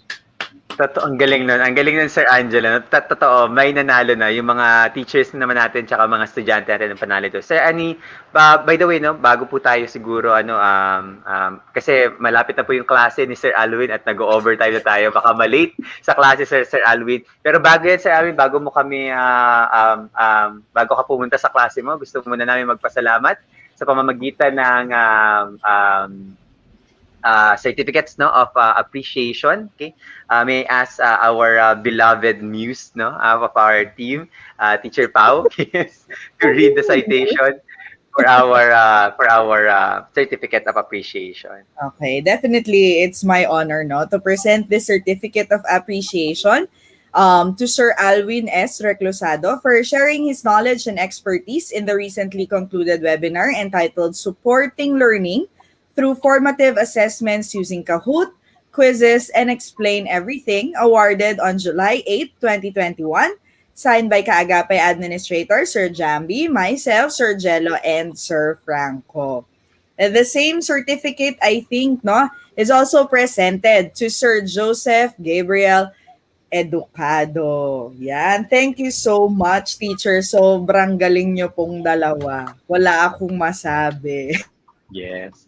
And by the way po, no, Teacher Pao, Sir Jello, and of course, no, for our community din, kung napansin niyo yung certificates ni Sir Joseph tsaka Sir Alwin, already have the training hours indication. So your certificates also for this session from here on, for the entire July series, will also have the definite number of hours for the training session. So again, maraming salamat, teachers.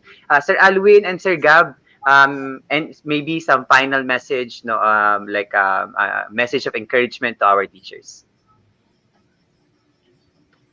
Sir Alwin first. Go ahead. For me, no matter what assessment tool you want to use, ang importante po, we always keep in mind the context of our students. So as we explore these different tools, intindihin po natin, can our students really work on these different tools already? Kasi aside from giving them the formative assessments, we have to see to it that they are really ready sa paggamit ng iba't ibang tools na gagamitin natin sa pag-explore at sa pagtuturo. So kung wag po natin i-expect na, kayo to, alam nyo na to dapat. So if we want to use a new tool for our students, so dapat i-explain din natin, ituro natin muna sa kanila paano gamitin yung tool para mas magamit po natin ng maayos yung tool na yon. Whether it is QUIZZIZ, Explain Everything, or Kahoot. Pero most definitely, teachers, I know na kahit matagal na po ang Kahoot, you still have to catch up with QUIZZIZ. Kaya QUIZZIZ pa rin tayo. Talagang ayaw tatalo ni Sir Alwin yung ano yan. Pero again, no, sabi nga ni Sir Arvin kanina, hindi naman kailangang i-versus or pagbanggain talaga ito kasi itong dalawang tool na to can actually complement each other, no, in various ways. Sabi nga ni Sir Arvin kanina. Okay? Go ahead, Sir Gab, for ano naman ang message mo? Ayan, teachers, thank you po sa opportunity na ibinigay niyo po sa akin para ma-share yung Kahoot at saka yung wonderful and awesome experiences na pwede niyo pang gawin through using Kahoot, and at the same time, syempre, yung QUIZZIZ, no? Yung message ko lang sa inyo, teachers, let's be courageous, let's be brave in facing the new and better normal that we are soon, sana, na ma-experience natin. And always tatandaan natin that we are all doing this for the benefit of our kids, for the benefit of our learners. So ilagay po natin sila at the center or at the core of our practice. Always yan, para sa bata at para sa bayan. Good evening, everybody. Salamat po. Ang ganda nun. Maraming salamat na. So again, Sir Alwin, Sir Gab, Sir Alwin, and Sir Gab, no, thank you. Maraming salamat. I know, Sir Alwin, you have to go now for your class. Okay, good luck to your class po. No? Imagine that teachers, no, kahit may class po si Sir Alwin, still dedicating time for us. And of course, Sir Gab, na sobrang busy ngayon sa dami ng paperworks at documents. Alam po natin lahat yan. Lalo na po sa mga public school teachers natin from the DepEd, lahat, ang dami po nilang trabaho ngayon. Pero still, Sir Gab, maraming salamat for being with us today and spending your time with our teachers. Okay, so teachers, magpapalo na po tayo to Sir Alwin and Sir Gab for this afternoon. At para po magawa na nila mga kailangan pa nilang gawin. So again, let's give our takes, no, and appreciation via the chat, okay, for their efforts for today. Yan. Kaya umuulan na po ng pasasalamat. Okay? Okay, so we'll now park them. So Sir Gab and Teacher Sir Alvin, paalam po. So Teacher Pao and Sir Jello. Okay, yan. Naka-highlight Sir Jello kasi po yung next session po natin tonight, okay, until 12 noon, 12 midnight po, will be led by Sir Jello. Just kidding. On the spot webinar, no? Nagulat si Sir Jello, no? Kinabahan siya doon, okay? Teachers, okay, bago tayo magbigay ng evaluation link natin, no? Gusto ko lang po kayong invite on July 10, that's going to be on Saturday, our Saturday session, 2 p.m. to 4 p.m. On increasing and promoting student engagement in distance learning. Kasi ang ating pong guest ay special guest po, way from the US, okay? One of the founders of GEG, Louisiana or Global? Yeah, Global, yes. GEG Global. Okay, sila yung founder niya, no, kasama si Bonnie Shelley, one of my mentors. Yes, okay. So teachers, please please we'll see you. So hopefully we'll see you also again on Saturday 2 p.m. to 4 p.m. on this session. Okay. So, ito na, teachers, ang inyong evaluation link habang po kami ay nagkukwentuhan. Kaya na-check ko na rin yan kanina. Nag-work naman siya, but hopefully it actually worked also from your end. We're changing our URL shortener to tinyurl.com/July Series P1. Bitly is not working currently. Sana po. Yan, okay? Sir Jello, kanina may isang concern sila, no? Kasi sabi nila, if you're going to address this question habang sila nag-i-evaluate, magkwentuhan po tayo. Si Kahoot kasi tsaka si QUIZZIZ ay dependent sa internet. So paano daw 'to magagamit ng mga students na may problema sa internet? Now, what's your insight or opinion about that? Even you, Teacher Pao, what do you think? Ako, yun nga, isa talaga sa mga challenging sa Kahoot and even sa QUIZZIZ is yung internet access. So kung wala talagang internet, parang mahirap talaga. So ako, I always go back to where Sir Alwin have mentioned kanina, nung context. So, even if gaano kaganda kasi nung tool minsan or gaano ka-powerful, kung wala rin sila dun sa konteksto na paggagamitan nun, kailangan natin humanap ng alternative. Kasi yun kung anong gusto natin is para sa mga bata. So, if it's possible, kasi meron din mga ibang alam ko, may mga ibang tools na medyo low-tech siya in a way, nang hindi masyadong kailangan ng technology. Baka we can explore that as well. So, yun ang gusto sana nating tignan. Meron pa mga alternative doon. Kasi para rin ito sa mga bata at para makapagbigay tayo ng learning talaga sa kanila. So, maganda sila, but again, the challenging, hopefully, gumanda yung internet access natin para mas maging, mas masupport natin sila through this. But at the same time, we also have to have the other plans and to look into the context of the student. And then, tulad ng naman ni Sir Gab, try to explore, try to look into other possibilities. Yun ang sa akin. Invite natin si Elon Musk dito sa Pilipinas para mag-provide ng alternative no kalaban competition kay sa mga internet provider natin. Ikaw, Teacher Pao, what's your opinion to that in terms of like accessibility? Especially we're promoting a lot of tools like this, Kahoot, QUIZZIZ, and explain everything. But in terms of accessibility, how accessible are these tools to our students? Well, for me, kasi yung mga nakaka-engage na nagamit ko yung Kahoot before, pero parating may mga with other players. But I think na-mention before na pwede siya for asynchronous learning. So I'm really not so sure if that works. Para if and when available na yung data or yung internet at that time, baka pwede siya magamit. I think mas yun yung pwede natin ding i-explore. Aside from exploring, yun nga, parati tayo yung may backup plan. Again, whatever tools that we have kasi right now, syempre, we will put that into the context of the audience that we have. Kung hindi po pwede, wag nating ipilit kahit anong ganda niya kasi madi-defeat lang yung purpose eh. 'Di ba? Na parang yun nga nakikita ko kanina, 'di ba? Parang awit na, wala na nalaglag na sa internet. Parang nakaka-feel bad, no? But at the same time, as Sir Joseph has mentioned, hindi man makasali yung bata with the discussion that you have. No, pwede siguro kung hindi man niya ma-enjoy, syempre dagdag enjoyment 'yun eh, no? Pero pagka siguro nandun, hindi lang nagpa-function or walang another device, baka pwede pa rin ma-maximize yung pakikinig in terms of the discussion of your assessment. So, yun, parang syempre we will of course look into the situation, evaluate the scenario. At ikaw lang yun as a teacher ang may control.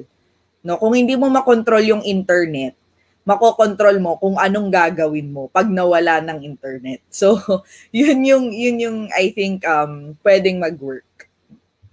Yeah. Maraming salamat, no. And again, siguro dito pwede nating i-try lagi yung tinatawag nilang asynchronous assignment, no. So kung hindi siya kaya idaan, for example, to asynchronous activity, hindi na sila magamit for our sa synchronous sessions, you can always assign it sa asynchronous, no. Tapos bigyan niyo sila like for example 1 week to access the assignment, the tool. Kahit sa mga modular actually natin, no, sa mga modules na yung mga nagpi-print ng modules, pwede yan, no. Wherein ilalagay mo lang for example katulad nito yung QR code, no. Ilagay mo sa module mo tapos scan nila ng mga cellphones nila on their own pacing, own time, okay? Pero wag lang siguro sobrang dami para hindi naman sila laging kailangan naka-online. Siguro kahit one per module, na 1 per week, that actually will work already, okay? By the way, no, yung QR code niyan galing yan sa sa Chrome browser, diretso ng Chrome browser yan. Hindi na namin kailangan ng ng third-party application for that, no. So yan, again teachers, no, I hope that we were able to address that very important question on connectivity problems in using these tools. Again, babalik pa rin tayo dun sa para sa mga bata. Yun, yung hashtag para sa mga bata pa rin lagi, no? Kung ano man yung mga tools na ginagamit natin. Okay? So again, maraming salamat teachers and have a nice evening. It's dinner time. Okay? Para di makapagpahinga na po, no? Galing pa sa class si Teacher Pao. So again, maraming salamat for you being with us today. And again, we hope to see you on Saturday. That's going to be the second installment of our July series. Pangalawa pa lang yung teachers, no? Kakaisa pa lang po tayo, and I hope this opening is worth your time. Okay, so again, teachers, maraming salamat and have a nice evening. Paalam po. Paalam, admins.